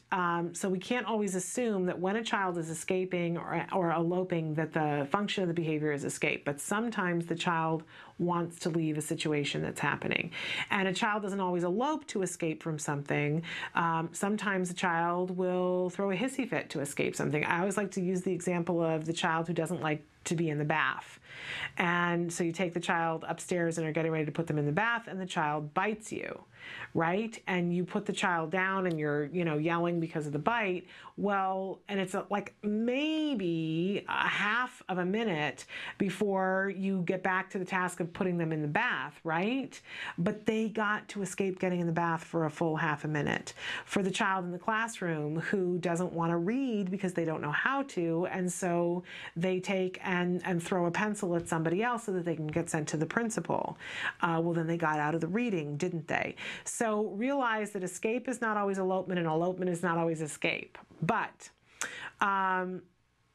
you know, children trying to escape things, it's something that we got to look at. And when we do we have the BCBA do the FBA, right? The board certified behavior analyst does the functional behavior assessment, and we find out that in fact this behavior is being maintained by escape, which means that they got out of doing something or they got away from something. Then we need to do a couple of different things. First of all, we want to have a replacement behavior, right? So we want to make sure that the child has the ability to request for a timeout or to be able to do something else. So if it's that the child doesn't want to take the bath, that they have to have an ability to ask for 1 more minute or more time or something, whatever it is that they're requesting before they go in the bath, which means that when we do teach that to them, we want to reward that behavior by letting them have the break or the delayed start. If the child was happy to take 10 seconds where they didn't get in the bath by biting you, they're going to be just as happy to have the 10 seconds that you didn't put them in the bathtub because they asked for it. Now, yes, they're not going to love it when you put them in the bath anyway, which you are going to do, but we still have to teach that we can give them a little bit of a break, and it is very reinforcing for them when they realize, okay, I can ask for a break and a little bit more time. But we have to do more than that. We have to make whatever the thing is that they're trying to escape from less aversive. We have to make it more fun.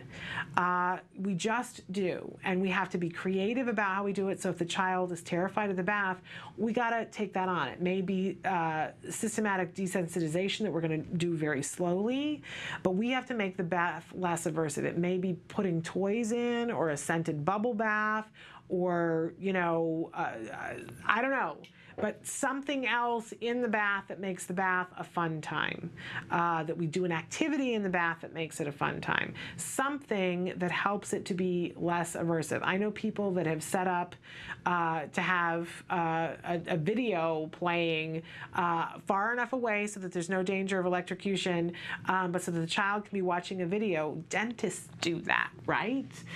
Take my child to the dentist, and he's got the light that he puts in so that he can see, and he pulls up the other monitor, and he's playing Cars on the thing because he gets it. It's aversive going to the dentist. But if he plays the video, the child's going to sit there and watch the video, and he's going to be able to and the child's not going to be trying to escape and get out of the chair. So we have to make it less aversive, right? It has to be more fun. And that is absolutely key. And then, of course, the third thing, the hardest thing of all, is that we cannot allow for the child to get the reinforcement for escaping.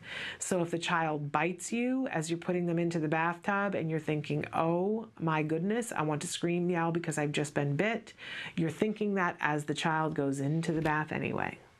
And yes, sometimes they turn into a wild animal, and it's like, Katie bar the door. It's just unbelievably difficult, right? It doesn't matter if we try to do all the other things to get there beforehand, the antecedent modification, so we don't get in it, and make sure you're prepared for that. If escape is the issue and you're trying to do everything you can to make sure that that doesn't happen, but if it does, you got to follow through anyway. Because my son used to sit there when he was doing homework and throw a pencil on the ground and say, I can't do it. I can't do my homework because my pencil's on the ground, right? And so that I had to pick a day, and what we did was I stood right there, and if the pencil went on the ground, I very quickly picked him up, put him on the ground, pencil in the hand, and made him do the homework on the floor with the pencil. It was not my favorite day, and my hand had to be over, and he was trying anything he could do to escape, and I was like, look at what a great job we're doing the homework, and staying completely calm and neutral, but guiding his hand over and having him write each thing so that he was very unhappy. And let me just tell you that then the challenging behavior comes out full force, right? Ooh, ugly, right? But I stayed calm, cool, and collected, and was like, look at what a great job you're doing on the homework here, because I knew he was trying to escape doing the homework. And as soon as he realized, oh, man, she's not letting me get out of it no matter what, it all stopped. It all stopped, and he would sit and do his homework. No more pencils falling on the floor. Right? But not in anger, that we're just, oh, look, as if nothing is happening, while my child was essentially, doing everything that he could to get out of it. Okay, we're down to the last few minutes, so we're not even going to take a break, but we need to talk about when it's self-reinforcing. What kinds of things we can do when it's self-reinforcing. It's the toughest because it's really hard to get into their head and know what's reinforcing about it, but we have to try to figure that out so that we can give a replacement behavior. So if the child's biting, you know, because it's reinforcing. There's something about it. They're nervous and they're biting their hand, right? We have to give them, we can't just say, stop being nervous. We have to give them a better way that isn't hurting their hand, which might be a chew toy for a while. It's not going to be forever, but if they need to bite on something, while we work on whatever the anxiousness is, we give them a chew toy. Something that's appropriate to bite on, that's non-toxic, that they're not going to be able to chew and ingest and hurt themselves. You know, for children who, if we see that their self-injurious behavior is self-reinforcing, and sometimes that's the case, you guys, we'll see a child who hits their head against the wall or the floor because they've got a headache, right? We have to give them the appropriate skills to and by the way, when you hit your head, when you have that headache, it gives you a momentary release where there's no pain for a second, then the pain is upped. It's still reinforcing enough for our kids to do. So we have to give them something else. We have to give them functional communication skills to be able to say head hurts or point to head. Really, really tough and takes the most patience, and really you got to be working with an expert to help yourself with these kinds of things. But we can give them the replacement behavior to say head hurts so that we can take care of that in some way, whether that means an ice pack or some sort of medicine to give them. Really important, though, that we don't give up on the self-reinforcing. We can always ultimately find a replacement behavior. We also, in some cases, depending on what the behavior is and how it is self-reinforcing, sometimes getting there ahead of time, antecedent modification, like we might see that, you know, the child only engages this when other things are on board. So really, really, really patience, and it requires an expert. Get your BCBA in there to help you with those self-reinforcing things, but don't give up on it. Hand flapping, self-reinforcing a lot of the time. Humming, self-reinforcing. We can put replacement behaviors in for those kinds of things. Okay. This show's going to end, but the conversation continues. I'm going to have, excuse me, Emily cycle through some of the different ways that you can get in touch with us. I just want to remind you, as we're looking at some of these things, how important it is that you do participate. We want to be helpful to you in whatever it is that you're doing. By the way, I've been asking you guys, what's the thing that's preventing you from getting ABA therapy? Please write me and tell me, because that's exactly what I want to do shows about. If it's that you cannot afford it, please, you know, don't take that as a duh. We try to do some on funding, but if you tell me I can't afford it, please help me figure it out. Then I'm going to look in your state and try to help you to come up with answers. Get me on the job. I really want to do that. If it's that you're afraid that you don't have the time because of work, and you're saying, you know, I know that I got to be at home to do this, and I have to be able to send the child to preschool, write and tell me that, because there's solutions to that as well in different places around the country. Help me help you by telling me what it is that's stopping you. We know that ABA is effective. We know that all of our kids are going to see progress if we give them the right amount. Don't give up on yourself. You're an awesome, awesome parent, and it's okay to ask for help. And I would appreciate it if you would ask for some help, and I'm going to go track it down for you. So, and don't give up on your child. We don't give up on anybody, right? They're entitled to the progress that's available to them, and you're entitled to it too. Your life will be better, their life will be better, and the angels will sing. Okay, so want to remind you, tomorrow is Friday, and Dr. Jonathan Tarbox is going to be with us Friday at 11 o'clock talking about research topics. You're not going to want to miss that. A really exciting show that we've got planned for you, and then some really amazing things coming up next week. So again, write us, call us, email us, Skype us, Facebook us, tweet us. We want to know what's happening for you and what kinds of things are working for you, what kinds of things aren't working for you. I completely just lost my train of thought, but I want to remind you that on this journey, there are always going to be bumps in the road, but you're going to survive it. You will survive it.